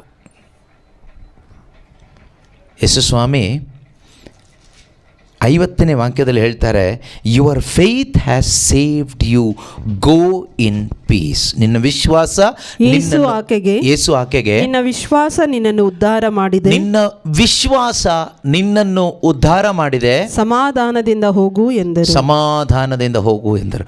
ಆಕೆ ವಿಶ್ವಾಸ ಇಟ್ಟಿದ್ದಕ್ಕೆ ಆಕೆಗೆ ಸಿಕ್ಕಿದ್ದೇನು ಗೊತ್ತಾ? 48ನೇ ವಾಕ್ಯದಲ್ಲಿ ಒಂದು ದೊಡ್ಡ ಬ್ಲೆಸ್ಸಿಂಗ್ ಸಿಗ್ತಾ ಅವಳಿಗೆ. ಏನು ಗೊತ್ತಾ? ನಿನ್ನ ಪಾಪಗಳನ್ನು ಕ್ಷಮಿಸಲಾಗಿದೆ. ಯೇಸು ಆ ಮಹಿಳೆಗೆ ಹೇಳಿದ್ದು ಮಾತೇನು ಗೊತ್ತಾ? Your since R ಫರ್ಗಿವನ್. ನಿನ್ನ ಪಾಪಗಳು ಕ್ಷಮಿಸಲಾಗಿದೆ. ನಿನ್ನ ಪಾಪಗಳು ಕ್ಷಮಿಸಲಾಗಿದೆ. ಅವಳಿಗೆ ಹೇಗೆ ಆ ಪಾಪ ಕ್ಷಮೆ ಸಿಕ್ತು? ಹೇಗೆ ಅವಳು ಯೇಸುವಿನ ಪ್ರೀತಿಯನ್ನು ಅನುಭವಿಸಿದ್ಲು? ಬೈ ಫೇತ್, ವಿಶ್ವಾಸದ ಮುಖಾಂತರ. ವಿಶ್ವಾಸ ಇಟ್ಲು. ಇಲ್ಲಿ ಯೇಸು ಹೇಳಿದ್ದು, ನಾನು ಹೇಳಿದ್ದಲ್ಲ, ನಿನ್ನ ವಿಶ್ವಾಸ ನಿನ್ನನ್ನು ಏನು ಮಾಡಿದೆ? ಉದ್ಧಾರ ಮಾಡಿದೆ. ನಿಮ್ಮ ವಿಶ್ವಾಸ ನಿಮ್ಮನ್ನು ಉದ್ಧಾರ ಮಾಡುತ್ತೆ. ನಿಮ್ಮಲ್ಲಿ ಯಾರೆಲ್ಲ ವಿಶ್ವಾಸಿಗಳಿದ್ದೀರೋ ಇವತ್ತು, ನಿಮ್ಮ ವಿಶ್ವಾಸ ನಿಮ್ಮನ್ನು ಉದ್ಧಾರ ಮಾಡುತ್ತೆ. ಇಲ್ಲಿ ಬಂದಿರತಕ್ಕಂಥ ಯಾವ ಬೋಧಕರಿಗೂ, ಯಾವ ಪ್ರವಾದಿಗೂ, ಯಾವ ಮನುಷ್ಯನಿಗೂ ನಿಮ್ಮನ್ನು ಉದ್ಧಾರ ಮಾಡಲಿಕ್ಕೆ ಆಗೋದಿಲ್ಲ. But your faith can save you. ನಿನ್ನ ವಿಶ್ವಾಸ ನಿನ್ನನ್ನು ಉದ್ಧಾರ ಮಾಡುತ್ತೆ. ವಿಶ್ವಾಸ ಯಾರಲ್ಲಿ? ಬೋಧನೆ ಮಾಡುವ ಮನುಷ್ಯನಲ್ಲಿ ಅಲ್ಲ, ಅಥವಾ ಯಾವುದೋ ಚರ್ಚಲ್ಲಿ ಅಲ್ಲ ವಿಶ್ವಾಸ ಇರಬೇಕಾಗಿರೋದು, ಯಾವುದೋ ಸಭೆಯಲ್ಲಿ ಅಲ್ಲ ನಮ್ಮ ವಿಶ್ವಾಸ ಇರಬೇಕಾಗಿರೋದು, ಯಾವುದೋ ವಸ್ತುವಿನಲ್ಲಿ ಅಲ್ಲ ನಮ್ಮ ವಿಶ್ವಾಸ ಇರಬೇಕಾಗಿರೋದು, ಯಾವುದೋ ಕಲ್ಲಲ್ಲಿ, ಮಣ್ಣಲ್ಲಿ, ಮರದಲ್ಲಿ ಮಾಡಿರುವ ಮೂರ್ತಿಯಲ್ಲಿ ಅಲ್ಲ ವಿಶ್ವಾಸ ಇರಬೇಕಾಗಿರೋದು, ಯಾವುದೋ ಸ್ಥಳದಲ್ಲಿ ಅಲ್ಲ ವಿಶ್ವಾಸ ಇರಬೇಕಾಗಿರೋದು. ಭೂಮಿಯನ್ನು ಸ್ವರ್ಗವನ್ನು ಸೃಷ್ಟಿಸಿದ ಸರ್ವಶಕ್ತನಾದ ದೇವರಲ್ಲಿ, ದೇವರ ಏಕೈಕ ಪುತ್ರನಾದ ಯೇಸು ಕ್ರಿಸ್ತನಲ್ಲಿ ನಿನಗೆ ವಿಶ್ವಾಸ ಇದ್ದರೆ ಖಂಡಿತವಾಗಿಯೂ ನೀನು ಏನನ್ನು ನೋಡ್ತೀಯಾ? ದೇವರ ಮಹಿಮೆಯನ್ನು ನೋಡ್ತೀಯಾ, ದೇವರ ಕರುಣೆಯನ್ನು ಅನುಭವಿಸ್ತೀಯಾ, ದೇವರ ಪ್ರೀತಿಯನ್ನು ಅನುಭವಿಸ್ತೀಯಾ, ದೇವರ ಸಾನ್ನಿಧ್ಯವನ್ನು ಅನುಭವಿಸ್ತೀಯಾ, ದೇವರು ಕೊಡ್ತಕ್ಕಂಥ ಆ ಪಾಪ ಕ್ಷಮೆಯನ್ನು ಅನುಭವಿಸ್ತೀಯಾ. ಇವತ್ತೆಷ್ಟೋ ಜನಕ್ಕೆ ಅದು ಅನುಭವಿಸ್ಲಿಕ್ಕೆ ಆಗ್ತಾ ಇಲ್ಲ. ಕೊನೆಯಲ್ಲಿ ಏನು ಹೇಳ್ತಾರೆ ಗೊತ್ತೇ ಯೇಸು? ಸಮಾಧಾನದಿಂದ ಹೋಗು. ಹೇಗೆ ಹೋಗು? ಸಮಾಧಾನ ಇದೆಯಾ ಜೀವನದಲ್ಲಿ? ಸಮಾಧಾನ ಇದೆಯಾ? ನೀವು ಸಮಾಧಾನ ಹುಡ್ಕೊಂಡು ಈ ಪ್ರಪಂಚದಲ್ಲಿ ಎಲ್ಲೇ ಅಲೆಮಾರಿಗಳ ಥರ ಅಲ್ದ್ರೂ ಸಮಾಧಾನ ಸಿಗಲ್ಲ, ಆಯಿತಾ? ಇರೋ ಸಮಾಧಾನ ಹೋಗುತ್ತೆ ಬಿಟ್ಟರೆ ನಿಮಗೆ ಸಮಾಧಾನ ಸಿಗೋದಲ್ಲ ಅಂತ ಗ್ಯಾರಂಟಿ ಕೊಡ್ತೀನಿ ಬೇಕಾದರೆ. ಮತ್ತು ಸಮಾಧಾನಕ್ಕೆ ಏನು ಮಾಡಬೇಕು? ಸಮಾಧಾನ ಸಿಗಬೇಕಾದ್ರೆ ನಿನ್ನ ಜೀವನದಲ್ಲಿ ಯೇಸು ಕ್ರಿಸ್ತನನ್ನು ಕಂಡುಕೋಬೇಕು ಫಸ್ಟ್. ಕ್ರಿಶ್ಚಿಯನ್ ಆಗಬೇಕು ಅಂತ ನಾನು ಹೇಳಲ್ಲ, ಕ್ರಿಶ್ಚಿಯನ್ ಆದವ್ರಿಗೆ ಹೇಳ್ತಾ ಇದ್ದೀನಿ. ನಿನ್ನ ಜೀವಿತದಲ್ಲಿ ಸಮಾಧಾನ ಬೇಕಾದರೆ ಯೇಸುವನ್ನು ನಿಜವಾದ ರಕ್ಷಕನಾಗಿ ಕಂಡುಕೋಬೇಕು.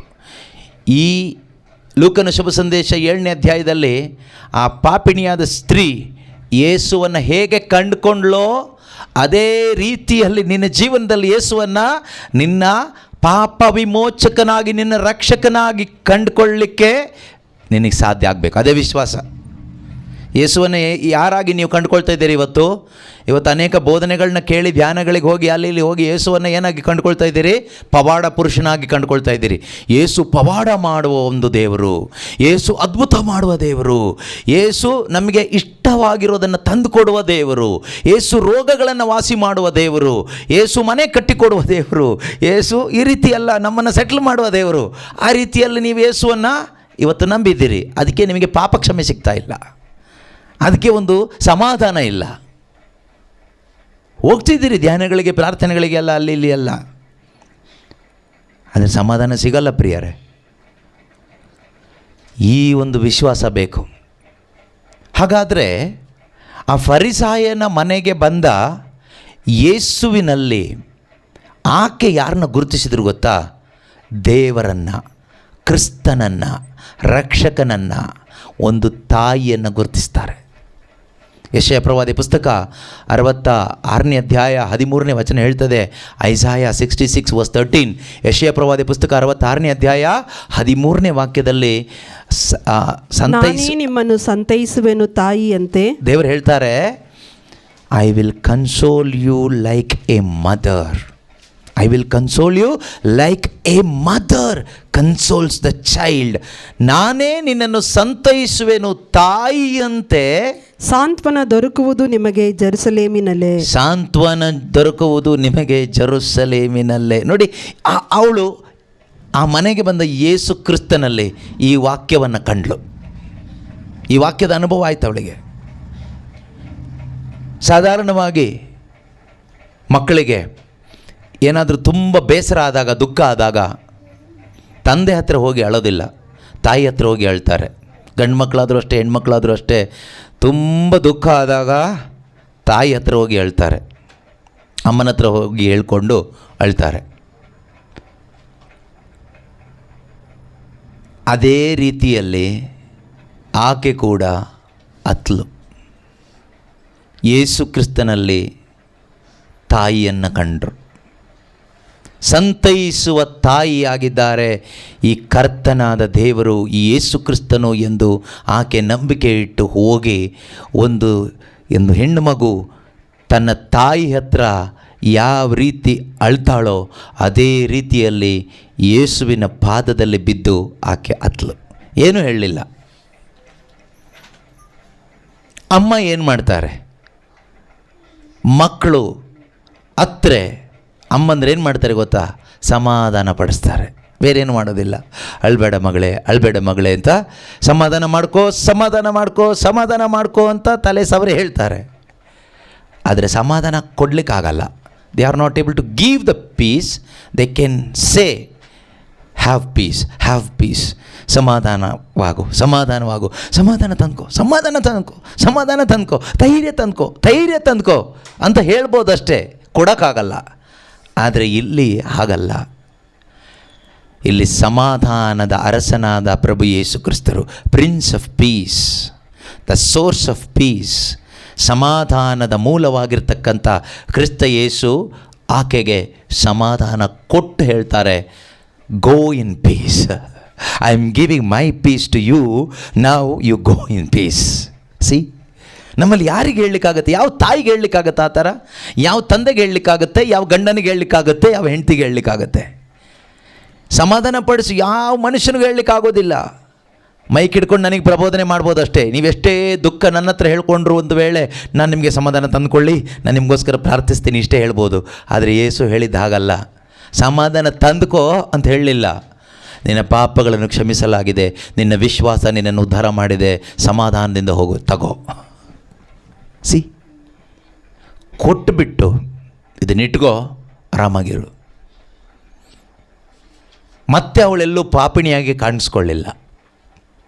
That is the power of his peace. Kristha Yesu ಕೊಡುವ ಸಮಾಧಾನದ ಶಕ್ತಿ ಏನು ಗೊತ್ತಾ? ಆ ಪಾಪ ಕ್ಷಮೆಯ ಶಕ್ತಿ ಏನು ಗೊತ್ತಾ? ಮತ್ತೆ ಅವಳು ಬೈಬಲ್ನಲ್ಲಿ ಎಲ್ಲೂ ಪಾಪಿಯಾಗಿ ಕಾಣಿಸ್ಕೊಳ್ಳಿಲ್ಲ. ಮತ್ತೆ ಅವಳು ಮುಂದೆ ಕಾಣಿಸ್ಕೊಂಡಿದ್ದು ಯೇಸುವಿನ ಶಿಷ್ಯಳಾಗಿ. ನಾವು ಯಾಕೆ ಇನ್ನೂ ಹಾಗೆ ಕಾಣಿಸ್ಕೊಳ್ತಾ ಇದ್ದೀವಿ ಅಂದರೆ, ನಾವು ಇನ್ನು ಕ್ರಿಸ್ತನನ್ನು ಕಂಡುಕೊಳ್ಳಿಲ್ಲ. ನಾವಿನ್ನು ನಿಜವಾದ ಯೇಸುವನ್ನು ಕಂಡುಕೊಳ್ಳಿಲ್ಲ.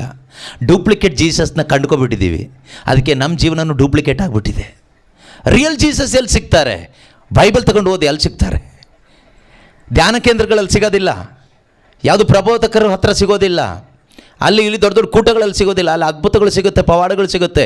ನಿಜವಾದ ಜೀಸಸ್ ಎಲ್ಲಿ ಸಿಗ್ತಾರೆ ಗೊತ್ತಾ? ಪವಿತ್ರ ಬೈಬಲ್ ತೆಗೆದುಕೊಂಡು ಓದು, ಇಲ್ಲಾಂದರೆ ಶುಭ ಸಂದೇಶವನ್ನು ಆಲಿಸು, ಅಲ್ಲಿ ನಿಜವಾದ ಜೀಸಸನ್ನು ಕಂಡುಕೊಳ್ತೀಯ. Jesus is revealed in the written word of God, in the Bible, the Holy Bible. Bible reveals the true Jesus. Gospel reveals the true Jesus. ಶುಭ ಸಂದೇಶ ನಿಜವಾದ ಯೇಸುವನ್ನು ಪ್ರಕಟಪಡಿಸಿಕೊಡ್ತದೆ. ಪವಿತ್ರ ಬೈಬಲ್ ಪುಸ್ತಕ ನಿಜವಾದ ಯೇಸುವನ್ನು ಪ್ರಕಟಪಡಿಸಿಕೊಡ್ತದೆ. ಆ ಯೇಸುವನ್ನು ನಿನ್ನ ಜೀವಿತದಲ್ಲಿ ಕಂಡುಕೊಂಡಾಗ ಸಹೋದರ ಸಹೋದರಿ, ನಿನ್ನ ಒಳಗಡೆ ಏನು ಬರುತ್ತೆ ಗೊತ್ತಾ? ಪಾಪ ಪ್ರಜ್ಞೆ, ಪಶ್ಚಾತ್ತಾಪ ಬರುತ್ತೆ. ದೇವರು ಎಷ್ಟೊಂದು ಒಳ್ಳೆಯವರು. 2 Corinthians chapter 1:3, 2 ಕೊರಿಂಥದವರಿಗೆ ಬರೆದ ಪತ್ರಿಕೆಯಲ್ಲಿ 1ನೇ ಅಧ್ಯಾಯದ 3ನೇ ವಾಕ್ಯದಲ್ಲಿ ವಾಕ್ಯ ಈ ರೀತಿ ಹೇಳ್ತದೆ, ಇಸ್ ಎ ಕಂಪ್ಯಾಷನೇಟ್ ಗಾಡ್. ನಮ್ಮ ಪ್ರಭು ಯೇಸು ಕ್ರಿಸ್ತರ ತಂದೆಯಾದ ದೇವರಿಗೆ, ನಮ್ಮ ಪ್ರಭು ಯೇಸು ಕ್ರಿಸ್ತರ ತಂದೆಯಾದ ದೇವರಿಗೆ ಸ್ತೋತ್ರವಾಗಲಿ, ಸ್ತೋತ್ರವಾಗಲಿ. ಅವರು ಕರುಣಾಭರಿತ ತಂದೆ. Is A compassionate father. ಅವರು ಕರುಣೆ ಉಳ್ಳ ಅಪ್ಪ, ಕರುಣೆ ತೋರುವ ಅಪ್ಪ, ಶಿಕ್ಷಿಸುವ ಅಪ್ಪ ಅಲ್ಲ, ಕರುಣೆ ಉಳ್ಳ ಅಪ್ಪ. ಸಕಲ ಸಾಂತ್ವನವನ್ನು ನೀಯುವ ದೇವರು. God of all consolation. All consolation, ಎಲ್ಲ ರೀತಿಯ ಸಾಂತ್ವನವನ್ನು ಕೊಡುವಂಥ ದೇವರು. ಎಲ್ಲ ರೀತಿಯ ಸಾಂತ್ವನ. ನಿಂದು ಏನೇ ಪ್ರಾಬ್ಲಮ್ ಇರಲಿ, ಓಕೆ, ನಿಮ್ದು ಏನೇ ಪ್ರಾಬ್ಲಮ್ ತೆಗೆದುಕೊಂಡು ಹೋದರೂ is god of all consolation. ಎಲ್ಲ ಥರದ ಸಮಸ್ಯೆಗೂ ಸಾಂತ್ವನ ಅವ್ರ ಹತ್ರ ಮಾತ್ರ ಇದೆ. ಹಾಗಾದರೆ ಇವಳು, ಈ ಸ್ತ್ರೀ, ಈ ಪಾಪಿಣಿಯಾದ ಸ್ತ್ರೀ, ಲೂಕನ ಶುಭ ಸಂದೇಶದಲ್ಲಿ ಆ ಫರಿಸಾಯನ ಮನೆಗೆ ಬಂದಂಥ ಸ್ತ್ರೀ ಯೇಸುವನ್ನು ಗುರುತಿಸಿದ್ದು ಕರುಣಾಭರಿತ ತಂದೆಯಾಗಿ, ಸಕಲ ಸಾಂತ್ವನವನ್ನು ನೀಡುವ ದೇವರಾಗಿ. ಫರಿಸಾಯ ಗುರುತಿಸಿದ್ದು ಒಬ್ಬ ಪ್ರವಾದಿಯಾಗಿ, ಬೇರೆ ಏನೂ ಅವನಿಗೆ ಗೊತ್ತಾಗಿಲ್ಲ. ಅದಕ್ಕೆ ಅವನು ಹೇಳ್ತಾನಲ್ಲ, ಇವನು ನಿಜವಾದ ಪ್ರವಾದಿ ಆಗಿದ್ದರೆ ನೋಡಿ, ಇದೆಯಾ? ಆಕೆ ಯೇಸುವಿನ ಪಾದವನ್ನೆಲ್ಲ ಮುತ್ತು ಸುಗಂಧ ತೈಲ ಸುರಿಸುವಾಗ ಸೀಮೋನ ಏನು ಮಾಡ್ತಾನೆ? ಸೀಮೋನ ಹೇಳ್ತಾನೆ ಏನಂತ? ಸೀಮೋನ ಮನಸ್ಸೊಳಗಡೆ ಅಂದ್ಕೊಳ್ತಾನೆ, ಏನಂತ ಅಂದ್ಕೊಳ್ತಾನೆ? ಇವನು ನಿಜವಾಗಿಯೂ ಪ್ರವಾದಿಯಾಗಿದ್ದರೆ, ಇವನು ನಿಜವಾಗಿಯೂ 39ನೇ ವಾಕ್ಯ, ಲೂಕ್ 7:39. ಯೇಸುವನ್ನು ಆಹ್ವಾನಿಸಿದ ಫರಿಸಾಯನು ಇದನ್ನು ನೋಡಿ, ಇವನು ನಿಜವಾಗಿಯೂ ಪ್ರವಾದಿ ಆಗಿದ್ದರೆ, ತನ್ನನ್ನು ಮುಟ್ಟುತ್ತಿರುವ ಇವಳು ಯಾರು? ತನ್ನನ್ನು ಮುಟ್ಟುತ್ತಿರುವ ಇವಳು ಯಾರು? ಎಂಥ ಪತಿತಳು ಎಂದು ಪತಿತಳು, ಎಷ್ಟು ಒಳ್ಳೆಯವಳು ಎಂದು ತಿಳಿದುಕೊಳ್ಳುತ್ತಿದ್ದನು ಎಂದು ತನ್ನೊಳಗೆ ಅಂದುಕೊಂಡನು. ಹಾಗಾದರೆ ಅವನು ಯೇಸುವನ್ನು ಗುರುತಿಸಿದ ಯಾರಾಗಿ? ಪ್ರವಾದಿಯಾಗಿ. ಒಬ್ಬ ಪ್ರವಾದಿ ಅಂದರೆ ಒಬ್ಬ ಬೋಧಕನಾಗಿ, ಒಬ್ಬ ಬೋಧಕ, ದೇವ್ರ ಬಗ್ಗೆ ಹೇಳೋನು, ದೇವರ ವಿಷಯನ ಮನುಷ್ಯರಿಗೆ ಮುಟ್ಟಿಸೋನು ಅಷ್ಟೇ. ಒಬ್ಬ ಪ್ರವಾದಿಯಾಗಿ ಗುರುತಿಸ್ತಾನೆ. ನೀವು ಯೇಸುವನ್ನು ಯಾರಾಗಿ ನಿಜವಾಗ್ಲೂ ನಿಮ್ಮ ಜೀವಿತದಲ್ಲಿ ಗುರುತಿಸಿದ್ದೀರಿ? ನನಗೆ ಗೊತ್ತಿಲ್ಲ, ನಿಮಗೆ ಗೊತ್ತು. ನಿಮ್ಮ ಬಗ್ಗೆ ತೀರ್ಪು ಕೊಡ್ಲಿಕ್ಕೆ ನನಗಾಗಲ್ಲ. ನೀವು ಯೇಸುವನ್ನು ರಕ್ಷಕನಾಗಿ, ಓಕೆ, ಯಾವ ರೀತಿ ಗೊತ್ತಾ? ಮತ್ತಾಯ 1:21 ಹೇಳ್ತಾರಲ್ವ, ತನ್ನ ಜನರನ್ನು ಅವರ ಪಾಪಗಳಿಂದ ರಕ್ಷಿಸಿ ಉದ್ಧಾರ ಮಾಡುವಾತನೇ ಯೇಸು ಕ್ರಿಸ್ತನು. ಅಂದರೆ ಯೇಸು ನನಗೋಸ್ಕರ ಬಂದಿದ್ದಾರೆ, ನನ್ನ ಪಾಪಗಳಿಂದ ನನ್ನನ್ನು ರಕ್ಷಿಸಿ ಉದ್ಧಾರ ಮಾಡಿದಾತನು. ನನಗಾಗಿ ನನ್ನ ಬದಲಿಗೆ ಶಿಲುಬೆಯ ಮೇಲೆ ಸತ್ತು ನನ್ನನ್ನು ನಿತ್ಯ ಮರಣದಿಂದ ರಕ್ಷಿಸಿ ನನಗೆ ನಿತ್ಯ ಜೀವವನ್ನು ತಂದುಕೊಟ್ಟಾತನು. ನಾನು ಹುಟ್ಟುವುದಕ್ಕಿಂತ ಮುಂಚೆಯೇ ನನ್ನ ಎಲ್ಲ ಪಾಪಗಳಿಗೂ ಪರಿಹಾರವಾಗಿ ತನ್ನ ಕೊನೆಯ ತೊಟ್ಟು ರಕ್ತವನ್ನು ಸುರಿಸಿ ನನ್ನನ್ನು ರಕ್ತವನ್ನು ಕ್ರಯವಾಗಿ ಕೊಟ್ಟು ತಂದೆಯಾದ ದೇವರಿಗೆ ನನ್ನನ್ನು ಕೊಂಡುಕೊಂಡವನಾಗಿದ್ದಾನೆ. ಯೇಸು ಕ್ರಿಸ್ತನು ನನ್ನ ರಕ್ಷಕನಾಗಿದ್ದಾನೆ. He is my redeemer, is my redeemer. He redeemed me. ಆತನು ನನ್ನ ವಿಮೋಚಕನಾಗಿದ್ದಾನೆ. ಆತನು ನನಗೆ ವಿಮೋಚನೆ ತಂದುಕೊಟ್ಟಿದ್ದಾನೆ. ಯಾವುದರಿಂದ? ಪಾಪದ ಆ ಬಂಧನದಿಂದ ನನ್ನನ್ನು ವಿಮೋಚಿಸಿದ್ದಾನೆ. ಸೈತಾನನ ಹಿಡಿತದಿಂದ ನನ್ನನ್ನು ವಿಮೋಚಿಸಿದ್ದಾನೆ. ಎಲ್ಲ ಥರದ ಶಾಪದಿಂದ ನನ್ನನ್ನು ವಿಮೋಚಿಸಿದ್ದಾನೆ. ನಿತ್ಯವಾದ ಮರಣದಿಂದ ನನ್ನನ್ನು ವಿಮೋಚಿಸಿದ್ದಾನೆ. See, he is my redeemer. ವಿಮೋಚಕ. ರಿಡೀಮರ್ ಅಂದರೆ ವಿಮೋಚಕ. ಯೇಸು ನನ್ನ ವಿಮೋಚಕ. ಗುರುತಿಸಿದ್ರೆ ಖಂಡಿತವಾಗಲೂ ಪ್ರೀತಿಯ ಸಹೋದರ ಸಹೋದರಿಯರೇ, ನೀವು ಈ ಬಂಧನ ಬಿಡುಗಡೆ ಪ್ರಾರ್ಥನೆ ಅಂತ ಅಲ್ಲಿ ಇಲ್ಲಿ ಮಾಡ್ತಾರೆ, ಓಡಲ್ಲ. ನಿಮಗೆ ಬಂಧನ ಇದೆ, ನಿಮಗೆ ಬಿಡುಗಡೆ ಬೇಕಾ? ನಮ್ಮ ಕೂಟಗಳಿಗೆ ಬನ್ನಿ, ನಮ್ಮ ಪ್ರಾರ್ಥನೆಗೆ ಬನ್ನಿ, ನಮ್ಮ ಧ್ಯಾನಕ್ಕೆ ಬನ್ನಿ ಅಂತ ಕರೆಯೋರು ಅನೇಕರಿದ್ದಾರೆ. ಅವರಿಗೆ ಬಿಸ್ನೆಸ್ ಆಗಬೇಕು, ಅವ್ರಿಗೆ ಜನ ಬೇಕು. ಜನ ಜಾಸ್ತಿ ಬಂದರೆ ದುಡ್ಡು ಜಾಸ್ತಿ ಸಿಗುತ್ತೆ. ನಾವು ಕುರಿಗಳ ಥರ ನುಗ್ಗಿ ಹೋಗ್ತೀವಿ, ಯಾವ ಬಿಡುಗಡೆನೂ ಸಿಗೋದಿಲ್ಲ. ಅವ್ರು ನಿಮಗೆ ಅದು ಓದಿ ಇದು ಓದಿ, ಆ ಪ್ರಾರ್ಥನೆ ಮಾಡಿ ಈ ಪ್ರಾರ್ಥನೆ ಮಾಡಿ, ಈ ಕ್ಯಾಂಡ್ಲ್ ಅಂಟಿಸಿ ಆ ಕ್ಯಾಂಡ್ಲ್ ಅಂಟಿಸಿ ಅಂತ ನಿಮ್ಮನ್ನು ಇನ್ನೊಂದು ರೀತಿ ಬಂಧಿಸಿ ನಿಮ್ಮ ಪಾಕೆಟಲ್ಲಿರೋದೆಲ್ಲ ಅವ್ರ ಪಾಕೆಟಿಗೆ ಹಾಕ್ಕೊಂಡು ನಿಮ್ಮನ್ನು ಕಳಿಸ್ತಾರೆ. ನೀವು ಒಂದು ರೀತಿ ವಧ್ಯಸ್ಥಾನಕ್ಕೆ ಒಯ್ದ ಕುರಿಮರಿಗಳ ಥರ ನೀವೇನು ಮಾಡ್ತೀರಿ? ಈ ಕ್ಯಾಂಡ್ಲ್ ಹಿಡ್ಕೊಂಡು ಪ್ರಾರ್ಥನೆ ಮಾಡಿದ್ಕೊಂಡು, ಆ ಪುಸ್ತಕದಲ್ಲಿರೋದು ಓದ್ಕೊಂಡು, ಆ ಪೇಪರಲ್ಲಿರೋದು ಓದ್ಕೊಂಡು ಬದುಕ್ತೀರಿ. ಎಂಥ ಮೂರ್ಖತನದ ಜೀವನ ಇವತ್ತು ಎಷ್ಟೋ ಜನ ಕಥೋಲಿಕ ಕ್ರೈಸ್ತರು ಮತ್ತು ಇತರ ಕ್ರೈಸ್ತರು ಇವತ್ತು ಜೀವಿಸ್ತಾ ಇದ್ದೀವಿ. ಕ್ರಿಶ್ಚಿಯನ್ಸ್ ಅಂತ ಹೇಳ್ಕೊಳ್ತೀವಿ, ಅದು ವಿಶ್ವಾಸ ಎಲ್ಲಿದೆ? ಯೇಸು ಕ್ರಿಸ್ತನು ನನ್ನ ವಿಮೋಚಕನಾಗಿದ್ದಾನೆ, ಸಕಲ ಸಾಂತ್ವನವನ್ನು ನೀಡುವಂಥ ದೇವರಾಗಿದ್ದಾರೆ, ಕರುಣಾಭರಿತ ತಂದೆಯಾಗಿದ್ದಾರೆ, ಸಂತೈಸುವ ತಾಯಿಯಾಗಿದ್ದಾರೆ. ಈ ವಿಶ್ವಾಸ ಇದೆಯಾ ನಮಗೆ? ನೋಡಿ, ಈ ಮಹಿಳೆಗೆ ಆ ವಿಶ್ವಾಸ ಇತ್ತು. ನಾನು ಕಣ್ಣೀರು ಸುರಿಸ್ತಾ ಇರೋದು, ನಾನು ತಲೆಗೂದಲಿನಿಂದ ಪಾದವನ್ನು ಒರೆಸ್ತಾ ಇರೋದು, ನನ್ನ ವಿಮೋಚಕನ ಪಾದವನ್ನು ಒರೆಸ್ತಾ ಇದ್ದೇನೆ.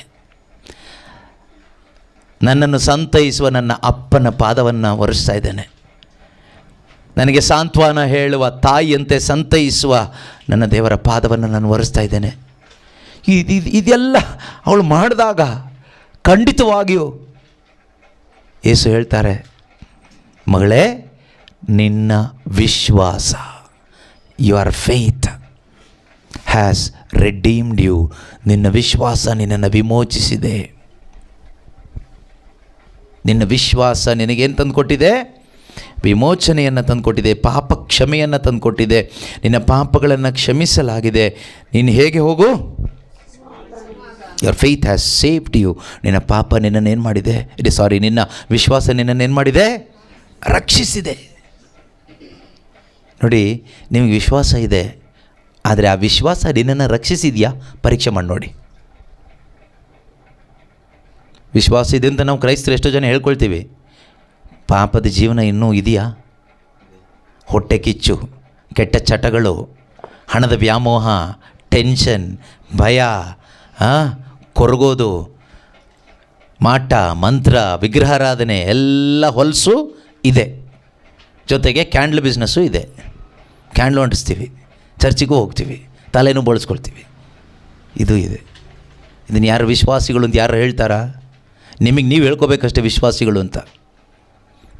ಈಕೆಯ ವಿಶ್ವಾಸ, ಫರಿಸಾಯನ ವಿಶ್ವಾಸ ಏನು ಪ್ರಯೋಜನ ಇಲ್ಲ. ಯೇಸುನ ಮನೆಗೆ ಕರೆದು ಊಟ ಹಾಕಿ ಚೆನ್ನಾಗಿ ಕಳಿಸ್ದ.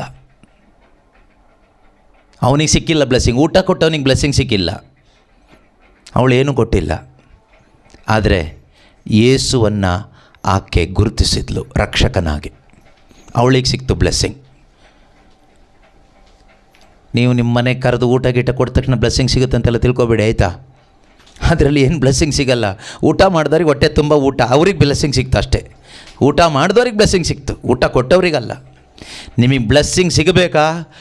ಯೇಸುವನ್ನು ಕ್ರಿಸ್ತನಾಗಿ, ರಕ್ಷಕನಾಗಿ, ವಿಮೋಚಕನಾಗಿ ನಿನ್ನ ಜೀವನದಲ್ಲಿ ನೀನು ಗುರುತಿಸ್ಕೊಂಡ್ರೆ ಮಾತ್ರನೇ ನಿನಗೆ ಬ್ಲೆಸ್ಸಿಂಗ್, ನಿಜವಾದ ಬ್ಲೆಸ್ಸಿಂಗ್. ಅದಲ್ಲದೆ ಮನೆಗೆ ಪ್ರಾರ್ಥನೆಗೆ ಬರುವ ಅವರಿಗೂ ಇವರಿಗೂ ಪಾಕೆಟ್ ಮನಿ ಕೊಡೋದ್ರಿಂದಾಗಲಿ, ಊಟ ಬಟ್ಟೆ ಕೊಡೋದ್ರಿಂದಾಗಲಿ ಏನಾದರೂ ಬ್ಲೆಸ್ಸಿಂಗ್ ಸಿಗುತ್ತೆ ಅಂತ ಏನಾದರೂ ತಿಳ್ಕೊಂಡ್ರೆ ಖಂಡಿತವಾಗ್ಲೂ ಸಿಗೋದಿಲ್ಲ. ಮತ್ತು ಕೊಡೋದು ತಪ್ಪ, ಕೊಡಬಾರ್ದಾ? ಅದು ಆಮೇಲೆ ಹೇಳ್ತೀನಿ ಇನ್ನೊಂದು ದಿವಸ. ಕೊಡೋದು ತಪ್ಪ, ಸರಿನಾ, ಕೊಡಬೇಕಾ ಅಂತೆಲ್ಲ ಹೇಳ್ತೀನಿ. ಈಗ ಸದ್ಯಕ್ಕೆ ಈ ವಿಷಯಕ್ಕೆ ಸಂಬಂಧಪಟ್ಟ ಹಾಗೆ ನಮಗೇನಾದರೂ ಬ್ಲೆಸ್ಸಿಂಗ್ ಸಿಗುತ್ತೆ ಅಂತ ತಿಳ್ಕೊಂಡು ಕೊಡೋದಾದರೆ ಸಿಗೋದಿಲ್ಲ. ಬ್ಲೆಸ್ಸಿಂಗಿಗೋಸ್ಕರ ಕಮಿಷನ್ ಇಲ್ಲ. It is only the grace of god. Forgiveness, deliverance from sin is only the grace of God. You can take it by faith. You can accept it by faith in Christ Jesus. ಇದೊಂದು ಕೃಪೆ ಮಾತ್ರ. ಇದೇನು ಗೊತ್ತಾ, ಈ ಪಾಪ ಕ್ಷಮೆ ಅನ್ನೋದು ಕೃಪೆ. ಇದು ಏನೋ ನೀನು ಕೊಟ್ಟು ತಗೊಳ್ಳೋಕ್ಕಾಗೋದಿಲ್ಲ. ಕೊಡೋದನ್ನು ಕೈ ಚಾಚಿ ವಿಶ್ವಾಸದಿಂದ ತಗೊಳ್ಳೋದಷ್ಟೆ. ನೀನೇನೋ ಮಾಡಿ ಪ್ರಯತ್ನ ಪಟ್ಟು ತಗೊಳ್ಳೋವಂಥದ್ದಲ್ಲ. ಮನೆಗೆ ಕರೆಸಿ ಎಲ್ಲ ಅರೇಂಜ್ಮೆಂಟ್ ಮಾಡಿಸಿ ಊಟ ಹಾಕಿಸಿ ಹೊಟ್ಟೆ ಬಿಟ್ಕೊಂಡು ತಿರುಗಿ ನಾವು ಯೇಸುನ ಕರೆಸಿದ್ದೀವಿ, ಎಲ್ಲ ಬನ್ನಿ ನಮ್ಮ ಮನೆಗೆ ಯೇಸುನ ಬರ್ತಾಯಿದ್ದಾರೆ, ಬನ್ನಿ ಯೇಸು ಬರ್ತಾಯಿದ್ದಾರೆ, ದೊಡ್ಡ ಪ್ರವಾದಿ ನಮ್ಮ ಮನೆಗೆ ಬರ್ತಾಯಿದ್ದಾರೆ, ಎಲ್ರಿಗೂ ಅನೌನ್ಸ್ಮೆಂಟ್ ಮಾಡಿಸಿ, ಪಾಂಪ್ಲೆಟ್ಸ್ ಹೊಡಿಸಿ, ಫ್ಲೆಕ್ಸ್ ಹಾಕಿಸಿ, ಬಂದವರಿಗೂ ಮತ್ತು ಯೇಸುಗೂ ಎಲ್ಲ ಸ್ಪೆಷಲ್ ಊಟ ಎಲ್ಲ ಅರೇಂಜ್ ಮಾಡಿಸಿದ್ರಿಂದ ಅವ್ನು ತಿಳ್ಕೊಂಡಿರ್ಬೋದು ಬ್ಲೆಸ್ಸಿಂಗ್ ಬರುತ್ತೆ ಅಂತ. ಅವನಿಗೇನೂ ಸಿಕ್ಕಿಲ್ಲ. ಯೇಸು ಅವನ ಮನೆಗೆ ಬಂದಿದ್ದು ಹೌದು, ಊಟ ಮಾಡಿದ್ದು ಹೌದು, ಅವನಿಗೇನೂ ಲಾಭ ಆಗಿಲ್ಲ. ಆದರೆ ಯಾವುದೇ ಇನ್ವಿಟೇಷನ್ ಇಲ್ಲದೆ ಅವಳು ಬಂದಲ್ಲಿ ವಿಶ್ವಾಸದಿಂದ ಬಂದಳು, ಯೇಸುವನ್ನು ಗುರುತಿಸಿದ್ಲು.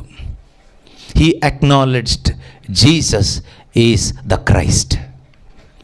ಯೇಸುವನ್ನು ಕ್ರಿಸ್ತನಾಗಿ ಗುರುತಿಸಿದ್ಲು. ಹಿ ಅಕ್ನಾಲೆಡ್ಜ್ಡ್ ಜೀಸಸ್ ಆಸ್ ಹರ್ ರಿಡೀಮರ್. ಆಕೆ ವಿಮೋಚಕನಾಗಿ ಆಕೆ ಗುರುತಿಸಿದ್ಲು. She experienced that redemption in her life. She experienced that anointing, that Christ in her life. ನೀವೇನಂತ ಗುರುತಿಸಿದಿರಿ? ಅದು ಗುರುತಿಸಿದರೆ ಅದು ನಿಮ್ಮ ಅನುಭವ ಆಗಿರ್ತದೆ. ಅದರಿಂದ ಪ್ರೀತಿಯ ಸಹೋದರ ಸಹೋದರಿಯರೇ, ನಿಮಗೆ ಇಂಥ ಗತಿ ಬರಲಿ ಎಂದಲ್ಲ, ವಿಶ್ವಾಸ ಇರಲಿ, ನಿರೀಕ್ಷೆ ಇರಲಿ ಎಂದೇ ಈ ವಚನಗಳನ್ನು ದೇವರಿವತ್ತು ನಮಗೆ ಕೊಡ್ತಾ ಇದ್ದಾರೆ. ಈ ಒಂದು ವಿಶ್ವಾಸ ಬರಬೇಕು ನಮಗೆ. ಕ್ರೈಸ್ತ ವಿಶ್ವಾಸಿಗಳಾದ ನಮಗೆ ಈ ಒಂದು ವಿಶ್ವಾಸ ಬರಬೇಕು. ಯೇಸು ರಕ್ಷಕನಾಗಿದ್ದಾನೆ. ನನ್ನೆಲ್ಲ ಪಾಪವನ್ನು ಅವರು ಶಿಲುಬೆ ಮರಣದಲ್ಲಿ ತೆಗೆದು ಹಾಕಿದ್ದಾರೆ. ಹಾಕ್ತಾರೆ ಅಲ್ಲ, ತೆಗೆದು ಹಾಕಿಬಿಟ್ಟಿದ್ದಾರೆ. 1 ಪೇತ್ರ 2:24 ನಾವು ಓದ್ತೀವಿ. ಏನಂತ ಓದ್ತೀವಿ? ಪೇತ್ರನ ಬರೆದ ಮೊದಲನೇ ಪತ್ರಿಕೆ 2ನೇ ಅಧ್ಯಾಯ 24ನೇ ವಾಕ್ಯ ತುಂಬ ಚೆನ್ನಾಗಿದೆ. ಎಷ್ಟೋ ಚೆನ್ನಾಗಿರೋ ವಾಕ್ಯಗಳಿದೆ ಬೈಬಲ್ನಲ್ಲಿ. ಓದಬೇಕಾಯ್ತಾ? ನೀವು ಬೇರೆ ಏನೇನೋ ಓದಿ ನೋಡಿ ಕೇಳಿ ಏನು ಪ್ರಯೋಜನ ಇಲ್ಲ. ಬೈಬಲ್ ಓದಿ, ದೇವರ ವಾಕ್ಯವನ್ನು, ಶುಭ ಸಂದೇಶವನ್ನು ಆಲಿಸಿ. ಪ್ರತಿದಿನ ಆನ್ಲೈನ್ನಲ್ಲೂ ಕೂಡ ನಿಮಗೆ ಸಿಗುತ್ತೆ. ಬೆಳಗ್ಗೆ 5 ಗಂಟೆಯಿಂದ ರಾತ್ರಿ 10 ಗಂಟೆ ತನಕ ಆನ್ಲೈನ್ನಲ್ಲಿ ವೆಬ್ಎಕ್ಸ್ ಆ್ಯಪ್ ಮುಖಾಂತರ ನಿಮಗೆ ಜಾಯಿನ್ ಆಗ್ಬೋದು. ಸ್ಕ್ರೀನಲ್ಲಿ ನಿಮಗೆ ಅದರದ್ದು ಡೀಟೇಲ್ಸ್ ನಂಬರೆಲ್ಲ ಡಿಸ್ಪ್ಲೇ ಮಾಡ್ತಾರೆ. ಯೇಸು ಕ್ರಿಸ್ತರಲ್ಲಿ ನನ್ನ ಪ್ರೀತಿಯ ಸಹೋದರ ಮತ್ತು ಸಹೋದರಿಯರೇ, ಆನ್ಲೈನಲ್ಲಿ ಪ್ರತಿದಿನ ಪ್ರಾರ್ಥನೆ ನಡೆಯುತ್ತಿದೆ. ಮೊದಲ ಬಾರಿಗೆ ಸೇರಬೇಕಾದರೆ ಪ್ಲೇಸ್ಟೋರಲ್ಲಿ ವೆಬೆಕ್ಸ್ ಎಂದು ಟೈಪ್ ಮಾಡಿ ಮತ್ತು ಆ್ಯಪನ್ನು ಇನ್ಸ್ಟಾಲ್ ಮಾಡಿ. ಇನ್ಸ್ಟಾಲ್ ಆದ ನಂತರ ಜಾಯಿನ್ ಮೀಟಿಂಗನ್ನು ಒತ್ತಿ. ID ಜಾಗದಲ್ಲಿ ಈ ನಂಬರನ್ನು ಹಾಕಿರಿ: 1-7-2-1-7-2-2-4. ಜಾಯಿನ್ ಆ್ಯಸ್ ಅ ಗೆಸ್ಟ್ ಒತ್ತಿ. ನಂತರ ಹೆಸರನ್ನು ಹಾಕಿರಿ. ಇಮೇಲ್ ಐಡಿಯನ್ನು ಹಾಕಿರಿ. ಕೆಳಗಿರುವ ನೆಕ್ಸ್ಟ್ ಎಂಬುದನ್ನು ಒತ್ತಿ. ಬಲಬದಿಯ ಮೇಲೆ ಜಾಯಿನ್ ಒತ್ತಿ. ಕೇಳುವ ಎಲ್ಲದಕ್ಕೂ ಎಲೋ ಒತ್ತಿ. ಮತ್ತೊಮ್ಮೆ ಜಾಯಿನ್ ಒತ್ತಿ. ನಂತರ ಪ್ರಾರ್ಥನೆಯಲ್ಲಿ ಭಾಗವಹಿಸಬಹುದು. ಧನ್ಯವಾದಗಳು.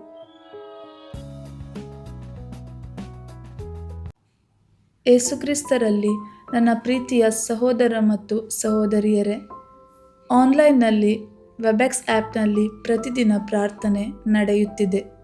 ಸ್ಮಾರ್ಟ್ಫೋನ್ ಇಲ್ಲ ಅಥವಾ ನೆಟ್ವರ್ಕ್ ಸಿಗುತ್ತಿಲ್ಲ ಎನ್ನುವ ಪ್ರತಿಯೊಬ್ಬರೂ ಸಹ ಆನ್ಲೈನ್ ಪ್ರಾರ್ಥನೆಯಲ್ಲಿ ಭಾಗವಹಿಸಬಹುದು. ಕರೆ ಮಾಡುವ ರೀತಿಯಲ್ಲಿ ಕೆಳಗಿರುವ ಯಾವುದಾದರೂ ಒಂದು ನಂಬರ್ಗೆ ಕರೆ ಮಾಡಿ. ಕರೆ ಮಾಡಿದ ತಕ್ಷಣ ಕನೆಕ್ಟಿಂಗ್ ಟು ದಿ ವೆಬೆಕ್ಸ್ ಎಂಬುದು ಕೇಳಲ್ಪಡುತ್ತದೆ. ಸ್ವಲ್ಪ ಸಮಯದ ನಂತರ welcome to the Webex, enter your access code followed by hash ಎಂದಾಗ ಈ ಕೆಳಗಿನ ಮೀಟಿಂಗ್ ಐಡಿಯನ್ನು ಹಾಕಿರಿ. #170172224#. ನಂತರ ನಿಮಗೆ ಪ್ರಾರ್ಥನೆ ಕೇಳಿಸುತ್ತದೆ. ಅನ್ಮ್ಯೂಟ್ ಮಾಡಬೇಕಾದರೆ *6 ಅನ್ನು ಒತ್ತಿ. ಧನ್ಯವಾದಗಳು.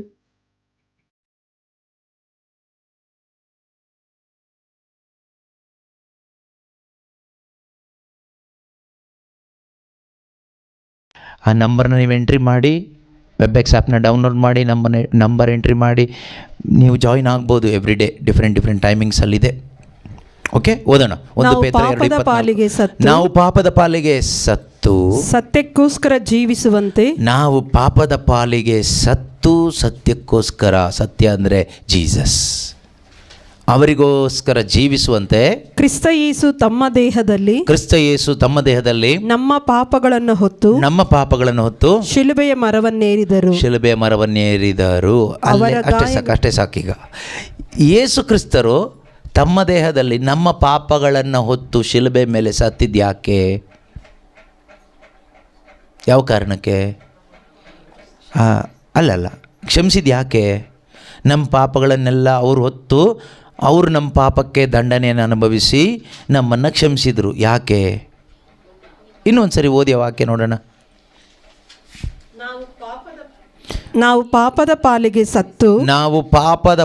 ಸತ್ತು ಸತ್ಯಕ್ಕೋಸ್ಕರ ಜೀವಿಸುವಂತೆ. ಅಷ್ಟೇ. ನಾವು ಯಾವುದ್ರ ಪಾಲಿಗೆ ಸತ್ತು? ಪಾಪದ ಪಾಲಿಗೆ ಎಂದೆಂದೂ ಸತ್ತವರಾಗಿ, ಸತ್ಯದ ಪಾಲಿಗೆ, ನೀತಿಯ ಪಾಲಿಗೆ, ದೇವರ ಪಾಲಿಗೆ, ಯೇಸು ಕ್ರಿಸ್ತನ ಪಾಲಿಗೆ ನಾವು ಜೀವಿಸುವಂತೆ ಅವರು ನಮಗೋಸ್ಕರ ಸತ್ತಿದ್ದು. ಅದಲ್ಲದೆ ನಾವು ಶ್ರೀಮಂತರಾಗಲಿಕ್ಕೋಸ್ಕರ ಅಲ್ಲ ಯೇಸು ಸತ್ತಿದ್ದು. ನಮ್ಮ ಕಾಯಿಲೆ ಎಲ್ಲ ವಾಸಿ ಆಗಲಿಕ್ಕಲ್ಲ ಯೇಸು ಸತ್ತಿದ್ದು. ನಮ್ಮ ಕಷ್ಟ ಎಲ್ಲ ತೀರಿ ನಾವಿನ್ನೂ ಆರಾಮಾಗಿ ತಿಂದು ಕುಡಿದು ಮಜಾ ಮಾಡಿ ಇನ್ನೊಂದಿಷ್ಟು ಲೂಟಿ ಮಾಡಿ ಬದುಕಲಿಕ್ಕಲ್ಲ ಯೇಸು ಸತ್ತಿದ್ದು. ಯೇಸು ಸತ್ತಿದ್ದು ಯಾಕೆ ಅಂದರೆ ನಿನಗೋಸ್ಕರ ಸತ್ತಿದ್ದು, ನನಗೋಸ್ಕರ ಯೇಸು ಸತ್ತಿದ್ದು. ಯಾಕೆ? Why? Jesus died for you, so that you can live for him, you can live for God forever with the power of the Holy Spirit. ಅದಕ್ಕಾಗಿ ಯೇಸು ಸತ್ತಿದ್ದು. ಆ ಒಂದು ಜೀವನ ಈ ಲೋಕದಲ್ಲಿ ನಾವು ಜೀವಿಸಬೇಕು. ದೇವರ ಮಕ್ಕಳಾಗಿ ಈ ಭೂಮಿಯಲ್ಲಿ ನಾವೊಬ್ಬೊಬ್ಬರು ಬದುಕಲು ಶಕ್ತರಾಗಬೇಕು. ಅದಕ್ಕೋಸ್ಕರ ಯೇಸು ಸತ್ತಿದ್ದು. ಯೇಸು ಸಾಯದೇ ಇದ್ದರೆ ಪಾಪ ಕ್ಷಮೆ ಇಲ್ಲ, ಪಾಪ ಪರಿಹಾರ ಇಲ್ಲ, ನಮಗೆ ಸತ್ಯಕ್ಕಾಗಿ ಜೀವಿಸ್ಲಿಕ್ಕೆ ಆಗೋದಿಲ್ಲ, ದೇವರಿಗಾಗಿ ಬದುಕಲಿಕ್ಕೆ ಆಗೋದಿಲ್ಲ, ಪಾಪದ ಪಾಲಿಗೆ ನಾವು ಸತ್ತವರಾಗಲಿಕ್ಕೆ ಆಗೋದು ಇಲ್ಲ. ಯೇಸುವಿನ ಮರಣದಲ್ಲಿ ನಾವು ನಂಬಿಕೆ ಇಟ್ಟಾಗ, ನನಗಾಗಿ ನನ್ನ ಬದಲಿಗೆ ಯೇಸು ಶಿಲುಬೆ ಮೇಲೆ ಸತ್ತಿದ್ದಾರೆ, ಅದರಿಂದ ಯೇಸು ಕ್ರಿಸ್ತನ ಆ ಶಿಲುಬೆ ಮರಣದ ಮುಖಾಂತರವಾಗಿ ನನ್ನ ಪಾಪಗಳನ್ನು ದೇವರು ತೆಗೆದೇನು ಮಾಡಿದ್ದಾರೆ? ಯೇಸುವಿನ ದೇಹದ ಮುಖಾಂತರ ಶಿಲುಬೆಗೆ ಜಡಿದಿದ್ದಾರೆ, ನನ್ನ ಪಾಪಕ್ಕೆ ಮರಣದಂಡನೆಯನ್ನು ವಿಧಿಸಿದ್ದಾರೆ. ಹೀಗೆ ನಾನು ಯೇಸು ಕ್ರಿಸ್ತನ ಮರಣದ ಮುಖಾಂತರ ನಾನು ಕೂಡ ಶಿಲುಬೆಗೆ ಏರಿಸಲ್ಪಟ್ಟಿದ್ದೇನೆ, ಜಡಿಯಲ್ಪಟ್ಟಿದ್ದೇನೆ. ಹೀಗೆ ನಾನು ಸತ್ತೆ. ಇದನ್ನು ನಂಬಿ, ಇದನ್ನು ಹೃದಯದಲ್ಲಿ ತೆಗೆದುಕೊಳ್ಳಿ. ಯೇಸುವಿನ ದೇಹದ ಮುಖಾಂತರ ನಾನು ಕೂಡ ಶಿಲುಬೆಗೆ ಜಡಿಯಲ್ಪಟ್ಟಿದ್ದೇನೆ. ಶಿಲುಬೆಗೆ ಜಡಿದು ಯೇಸು ಸತ್ತಾಗ ನಾನೇನಾದೆ? ಅವಾಗ ಸತ್ತು ಹೋಗ್ಬಿಟ್ಟೆ. ಇದು ನಿಮ್ಗೆ ಅರ್ಥ ಆಗಬೇಕು. ನಾನು ಸತ್ತು ಹೋಗ್ಬಿಟ್ಟಿದ್ದೀನಿ. ಯೇಸು ಸತ್ತಿದ್ದು ಯಾವುದ್ರ ಪಾಲಿಗೆ?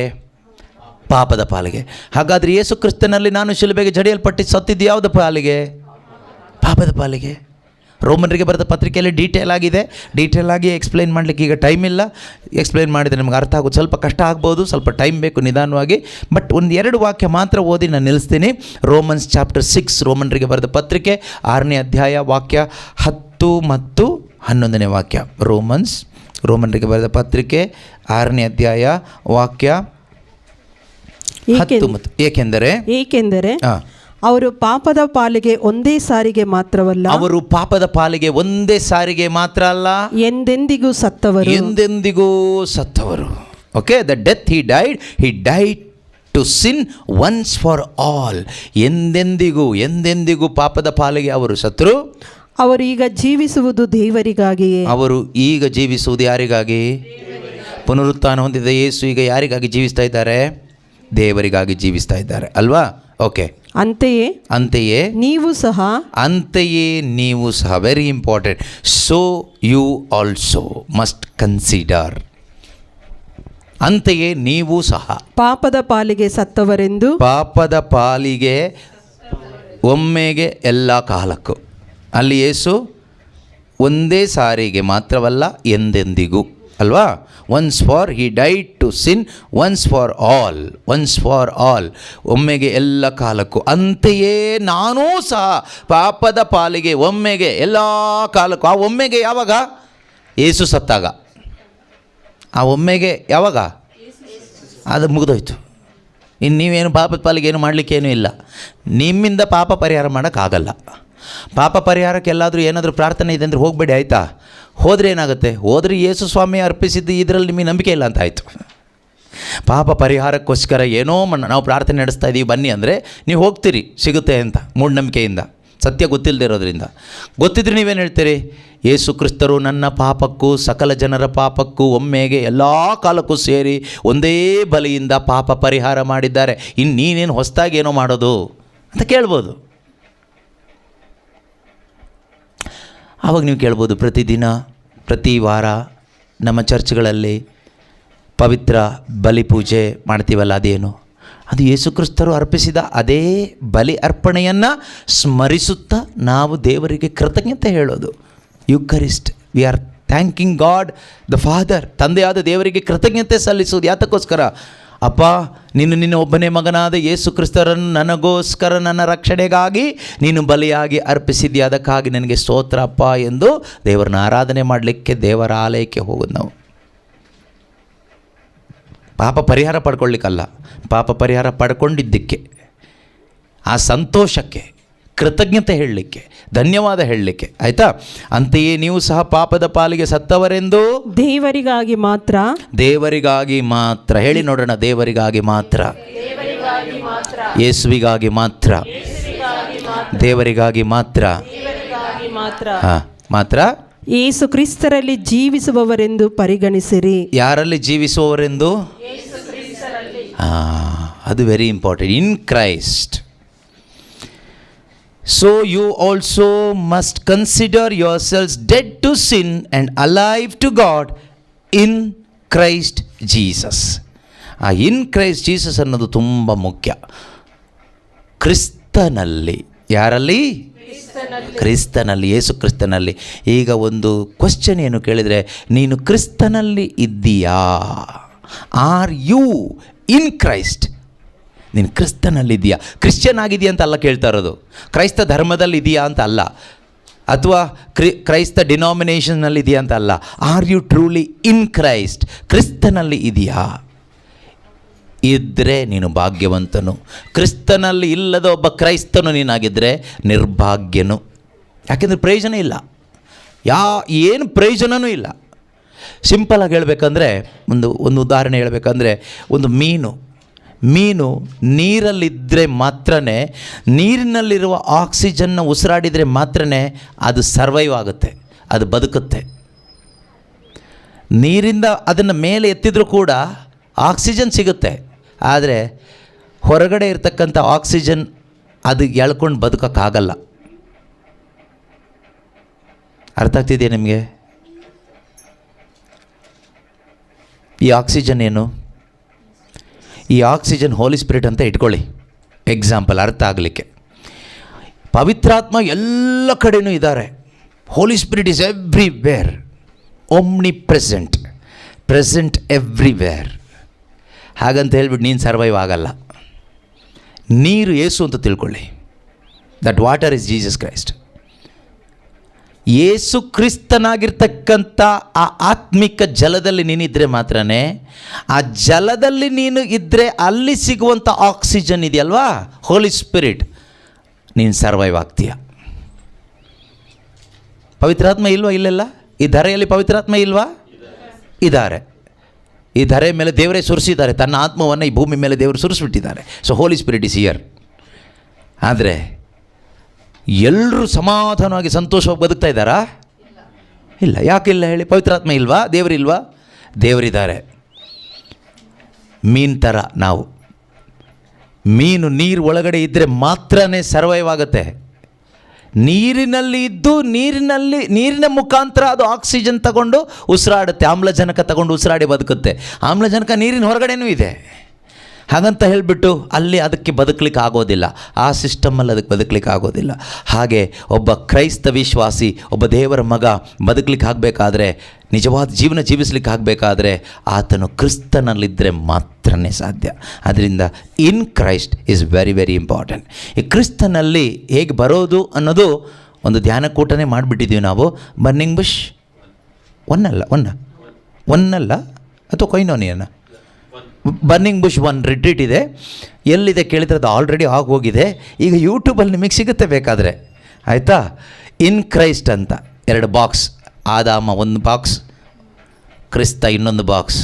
ನೀವು ಯಾವ ಬಾಕ್ಸಲ್ಲಿದ್ದೀರಿ ಅದಕ್ಕೆ ತಕ್ಕ ಹಾಗೆ ನಿಮ್ಮ ಜೀವನ ಇರುತ್ತೆ. ಈಗ ಯೇಸು ಆಗಿರ್ತಕ್ಕಂಥ ಬಾಕ್ಸ್ ಒಳಗಡೆ ಇನ್ ಕ್ರೈಸ್ಟ್ ಹೇಗೆ ನಾನು ಆಗೋದು ಅದ್ರ ಬಗ್ಗೆ ಡೀಟೇಲ್ ಅಂದರೆ ಫುಲ್ 100% ಅಂತ ಹೇಳೋದಿಲ್ಲ. ಆ ಬಾಕ್ಸ್ ಒಳಗಡೆ ಬರಲಿಕ್ಕೆ ಬೇಕಾದ ಒಂದು ಇಂಟ್ರಡಕ್ಷನ್ ಆಗಲಿ ಸಂಕ್ಷಿಪ್ತವಾಗಿ ನಮಗೆ ಅನೇಕ ಆತ್ಮಿಕ ಸತ್ಯಗಳು ಆ ಧ್ಯಾನಕೂಟದಲ್ಲಿ ಪವಿತ್ರಾತ್ಮರು ನಮಗೆ ಪ್ರಕಟಪಡಿಸಿಕೊಟ್ಟಿದ್ದಾರೆ. ಅದು ಯೂಟ್ಯೂಬ್ನಲ್ಲಿದೆ. ಶಿಜು ಥಾಮಸ್ ಯೂಟ್ಯೂಬ್ ಚಾನಲಲ್ಲಿ ನೀವು ಬರ್ನಿಂಗ್ ಬುಷ್ 1 ರಿಟ್ರೀಟ್ ಸಿಗುತ್ತೆ. ಅಲ್ಲಿ ನಿಮಗೆ ಅದರಲ್ಲಿ ನಿಮಗೆ ಆಲಿಸ್ಬೋದು, ವಾಚ್ ಮಾಡ್ಬೋದು. ಅದರ ಮುಖಾಂತರ ಈ ಬಾಕ್ಸ್ ಒಳಗಡೆ ಬಂದು ಸೇರ್ಕೋಬೋದು, ಇನ್ ಕ್ರೈಸ್ಟ್ ಆಗ್ಬೋದು. ಕ್ರಿಸ್ತನಲ್ಲಿ ಮಾತ್ರನೇ ನಾವು ಆತ್ಮಿಕವಾಗಿ ಅಥವಾ ಸಾಯಲಿಕ್ಕಾಗುತ್ತೆ. ಕ್ರಿಸ್ತನಲ್ಲಿ ಮಾತ್ರನೇ ಆತ್ಮಿಕವಾಗಿ ಪುನರುತ್ಥಾನ ಹೊಂದಲಿಕ್ಕಾಗುತ್ತೆ. ಕ್ರಿಸ್ತನಲ್ಲಿ ಮಾತ್ರನೇ ಆತ್ಮಿಕವಾಗಿ ಜೀವಿಸಲಿಕ್ಕಾಗುತ್ತೆ. ಕ್ರಿಸ್ತನಲ್ಲಿ ಮಾತ್ರನೇ ಈ ಪವಿತ್ರ ಆತ್ಮನ ಅನ್ಯೋನ್ಯತೆ, ಫೆಲೋಶಿಪ್ ಆಫ್ ದ ಹೋಲಿ ಸ್ಪಿರಿಟಲ್ಲಿ ಬದುಕಲಿಕ್ಕಾಗುತ್ತೆ. ಕ್ರಿಸ್ತನಿಂದ ಹೊರಗಡೆ, out of Christ, you cannot have fellowship with the Holy Spirit. Even though Holy Spirit is there, you cannot have fellowship.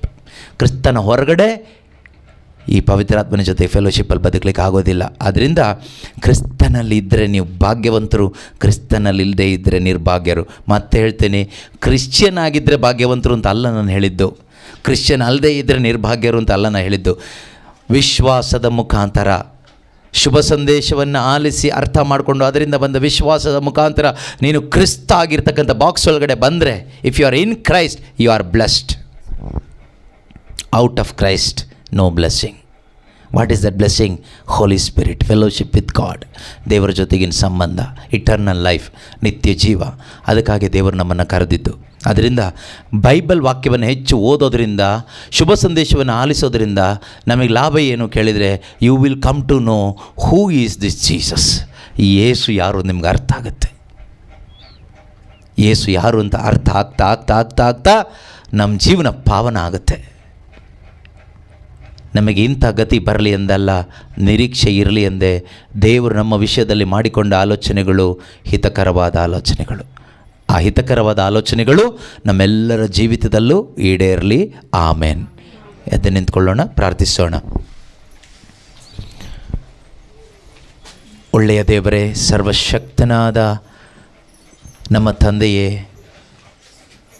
ಸಂತೈಸುವ ತಾಯಿಯಂತೆ ನಮ್ಮನ್ನು ಸಂತೈಸುವಂತಹ ದೇವರೇ, ನಮ್ಮ ಎಲ್ಲ ಕಷ್ಟಗಳಲ್ಲಿ ನಮಗೆ ಜೊತೆಯಲ್ಲಿದ್ದು ನೆರವಾಗುವಂಥ ದೇವರೇ, ಸಕಲ ಸಾಂತ್ವನವನ್ನು ನೀಡುವ ದೇವರೇ, ಕರುಣಾಭರಿತ ತಂದೆಯಾದವರೇ, ನಮ್ಮೆಲ್ಲ ಪಾಪಗಳನ್ನು ಶಾಪಗಳನ್ನು ತೆಗೆದುಹಾಕಿ ನಮಗೆ ಬಿಡುಗಡೆ ತಂದುಕೊಟ್ಟ ಬಿಡುಗಡೆಯ ನಾಯಕನಾದ ಪ್ರಭು ಯೇಸುವೆ, ಸಮಾಧಾನದ ಕರ್ತನೆ, ನಿಮಗೆ ಕೋಟಿ ಕೋಟಿ ಸ್ತೋತ್ರವಾಗಲಿ ಅಪ್ಪ. ಇಂದು ಈ ಒಂದು ಮನೆಯಲ್ಲಿ ಬಿತ್ತಲ್ಪಟ್ಟ ಸಮಾಧಾನದ ಬೀಜಗಳು ಪ್ರತಿಯೊಬ್ಬರ ಹೃದಯಗಳಲ್ಲಿಯೂ ಕೂಡ ಮೊಳಕೆ ಒಡೆದು ನೂರ್ಮಡಿ ಫಲ ಉಂಟಾಗಲಿ ಅಪ್ಪ. ಈ ವಚನದ ಶಕ್ತಿ ಆಲಿಸಿದ ಪ್ರತಿಯೊಬ್ಬರ ಜೀವಿತದಲ್ಲೂ ಅನುಭವಿಸುವಂತೆ ಆಗಲಿ ಅಪ್ಪ. ಪ್ರತಿಯೊಬ್ಬರ ಜೀವಿತದ ದುರ್ಗತಿ, ಪಾಪದ ದುರವಸ್ಥೆ ದೂರವಾಗಿ ಹೋಗಲಿ ಯೇಸು ನಾಮ ನಾಮದಲ್ಲಿ ಪ್ರತಿಯೊಬ್ಬರು ಕೂಡ ಯೇಸು ಕ್ರಿಸ್ತನ ಅನ್ಯೂನ್ಯತೆಗೆ ಬಂದು ಅದರ ಮುಖಾಂತರ ಲಭಿಸುವ ಫಲವಾಗಿರುವ ಆ ನಿತ್ಯ ಜೀವವನ್ನು ಪಡೆದುಕೊಳ್ಳುವಂತೆ ಆಗಲಿ ಅಪ್ಪ. ಶುಭ ಸಂದೇಶ ಇವರೆಲ್ಲರ ಮುಖಾಂತರ ಹಬ್ಬಿ ಹರಡುವಂತೆ ಆಗಲಿ ಅಪ್ಪ. ಹಾಲೆಲೂಯ. ಯೇಸುವೇ ಸ್ತೋತ್ರ ಸ್ತೋತ್ರ ಸ್ತೋತ್ರ ಸ್ತೋತ್ರ. ಪವಿತ್ರಾತ್ಮನೇ ಸ್ತೋತ್ರ ಅಪ್ಪ. ಹಲ್ಲೆಲೂಯ. Thank you Jesus. ಒಮ್ಮೆಗೆ ಎಲ್ಲ ಕಾಲಕ್ಕೂ ನಾವು ಪಾಪದ ಪಾಲಿಗೆ ಸತ್ತು ಸತ್ಯಕ್ಕಾಗಿ ಜೀವಿಸುವಂತೆ ಕರ್ತನೇ ಕರುಣೆ ತೋರಿದಕ್ಕಾಗಿ ಕೃಪೆ ಕೊಟ್ಟಿದ್ದಕ್ಕಾಗಿ ಸ್ತೋತ್ರ ಅಪ್ಪ. ಹಾಲೆಲೂಯ. ಇಂದು ನಾವು ಪಾಪದ ಪಾಲಿಗೆ ಜೀವಂತರಾಗಿಲ್ಲ, ಪಾಪದ ಪಾಲಿಗೆ ಯೇಸು ಕ್ರಿಸ್ತನ ದೇಹದ ಮುಖಾಂತರ ಸತ್ತಿದ್ದೇವೆ. ಹಾಲೆಲೂಯ. ಯೇಸುವಿನ ಶಿಲುಬೆ ಮರಣದ ಮುಖಾಂತರ ಪಾಪದ ಪಾಲಿಗೆ, ಲೋಕದ ಪಾಲಿಗೆ, ಸೈತಾನನ ಪಾಲಿಗೆ, ನರಕದ ಪಾಲಿಗೆ ನಾವು ಸತ್ತವರಾಗಿದ್ದೇವೆ. ಯೇಸುವಿನ ಪಾಲಿಗೆ, ದೇವರ ಪಾಲಿಗೆ, ನಿತ್ಯ ಜೀವದ ಪಾಲಿಗೆ, ಸ್ವರ್ಗದ ಪಾಲಿಗೆ, ಪವಿತ್ರಾತ್ಮನ ಪಾಲಿಗೆ ಮಾತ್ರ ನಾವು ಯೇಸು ಕ್ರಿಸ್ತನಲ್ಲಿ ಜೀವಂತರಾಗಿದ್ದೇವೆ. ಅಂತ ಕೃಪೆಯನ್ನು ಕೊಟ್ಟ ಪರಲೋಕ ತಂದೆಯೇ ನಿಮಗೆ ಸ್ತೋತ್ರವಾಗಲಿ ಅಪ್ಪ. ಹಲ್ಲೆಲೂಯ. ಯೇಸುವೇ ಸ್ತೋತ್ರ ಸ್ತೋತ್ರ ಸ್ತೋತ್ರ. ನಿಮ್ಮೊಬ್ಬರನ್ನೇ ಆರಾಧಿಸುವುದಕ್ಕಾಗಿ, ನಿಮ್ಮೊಬ್ಬರನ್ನು ಮಾತ್ರ ಪೂರ್ಣ ಹೃದಯದಿಂದ ಪ್ರೀತಿಸುತ್ತಾ ಬದುಕಲು ನೀವು ನಮ್ಮನ್ನು ಸೃಷ್ಟಿ ಮಾಡಿದ್ದೀರಿ, ಕರೆ ಕೊಟ್ಟಿದ್ದೀರಿ, ಜ್ಞಾನ ಕೊಟ್ಟಿದ್ದೀರಿ, ಕೃಪೆ ಕೊಟ್ಟಿದ್ದೀರಿ. ಅದಕ್ಕಾಗಿ ಸ್ತೋತ್ರ ಅಪ್ಪ. Hallelujah. Thank you Jesus. Praise you Jesus. Hallelujah. ಪ್ರತಿಯೊಬ್ಬರ ದುಃಖವು ಆನಂದವಾಗಲಿ ಅಪ್ಪ. ಸಮಾಧಾನವಿಲ್ಲದ ಹೃದಯಗಳಲ್ಲಿ, ಕುಟುಂಬಗಳಲ್ಲಿ, ಜೀವಿತಗಳಲ್ಲಿ ಯೇಸು ಕ್ರಿಸ್ತನ ಶಾಂತಿ ಸಮಾಧಾನ ತುಂಬಲ್ಪಡಲಿ ಅಪ್ಪ. ಇಂದು ಈ ಮನೆಯಲ್ಲಿ ನಿಮ್ಮ ಶಾಂತಿ ಸಮಾಧಾನ ಸ್ವೀಕಾರವಾಗಲಿ ಅಪ್ಪ. ಬಂದಿರುವ ಪ್ರತಿಯೊಬ್ಬರ ಹೃದಯದಲ್ಲೂ ಜೀವಿತದಲ್ಲಿಯೂ ಯೇಸುವಿನ ಸಮಾಧಾನ ಸ್ವೀಕಾರವಾಗಲಿ ಅಪ್ಪ. ಈ ಸಮಾಧಾನದ ಸಂದೇಶ ಇಲ್ಲಿ ಬಂದಿರುವ ಪ್ರತಿಯೊಬ್ಬರ ಮುಖಾಂತರ ಹಬ್ಬಿ ಹರಡುವಂತೆ ಆಗಲಿ ಅಪ್ಪ. ಹಾಲೆಲೂಯ. ಯೇಸುವೇ ಸ್ತೋತ್ರ ಸ್ತೋತ್ರ ಸ್ತೋತ್ರ ಅಪ್ಪ. Thank you Lord. ಯಾರೆಲ್ಲ ಆನ್ಲೈನ್ನಲ್ಲಿ ಪ್ರಾರ್ಥನೆಯಲ್ಲಿ ವಾಚ್ ಮಾಡ್ತಾ ಇದ್ದಾರೋ, ಭಾಗವಹಿಸ್ತಾ ಇದ್ದಾರೋ, ಅವರೆಲ್ಲರ ಜೀವಿತದಲ್ಲಿಯೂ ಕ್ರಿಸ್ತ ಯೇಸುವಿನ ಶಾಂತಿ ಸಮಾಧಾನ ಸಮೃದ್ಧಿಯಾಗಿ ತುಂಬಲ್ಪಡಲಿ ಅಪ್ಪ. ಈ ಸಮಾಧಾನದ ಸಂದೇಶ ಅವರೆಲ್ಲರ ಮುಖಾಂತರ ಹಬ್ಬಿ ಹರಡುವಂತೆ ಆಗಲಿ ಅಪ್ಪ. ಈ ಧರೆಯಲ್ಲಿ ಎಲ್ಲ ಕಡೆಗಳಲ್ಲಿಯೂ, ಎಲ್ಲ ರಾಜ್ಯದಲ್ಲೂ, ದೇಶದಲ್ಲೂ, ಜನಾಂಗದಲ್ಲಿಯೂ, ಕುಟುಂಬಗಳಲ್ಲಿಯೂ, ಹೃದಯಗಳಲ್ಲಿಯೂ ಯೇಸು ಕ್ರಿಸ್ತನ ಶಾಂತಿ ಸಮಾಧಾನ ಆವರಿಸಲಿ. ದೇವರ ರಾಜ್ಯ ಬರಲಿ, ದೇವರ ಚಿತ್ತ ನೆರವೇರಲಿ. ಯೇಸು ಕ್ರಿಸ್ತರ ನಾಮದಲ್ಲಿ ಪ್ರಾರ್ಥಿಸ್ತಾ ಇದ್ದೇವೆ ಜೀವವುಳ್ಳ ನಮ್ಮ ತಂದೆಯೇ. ಯೇಸು ಕ್ರಿಸ್ತರೇ ನಮ್ಮ ಪ್ರಭು, ಇಂದಿಗೂ ಎಂದೆಂದಿಗೂ ರಾಜ್ಯಭಾರವು, ಅಧಿಕಾರವು, ಮಹಿಮೆಯು ಸದಾಕಾಲಕ್ಕೂ ತ್ರಿಯೇಕ ದೇವರಿಗೆ ಮಾತ್ರವೇ ಸಲ್ಲಲಿ. ಆಮೇನ್.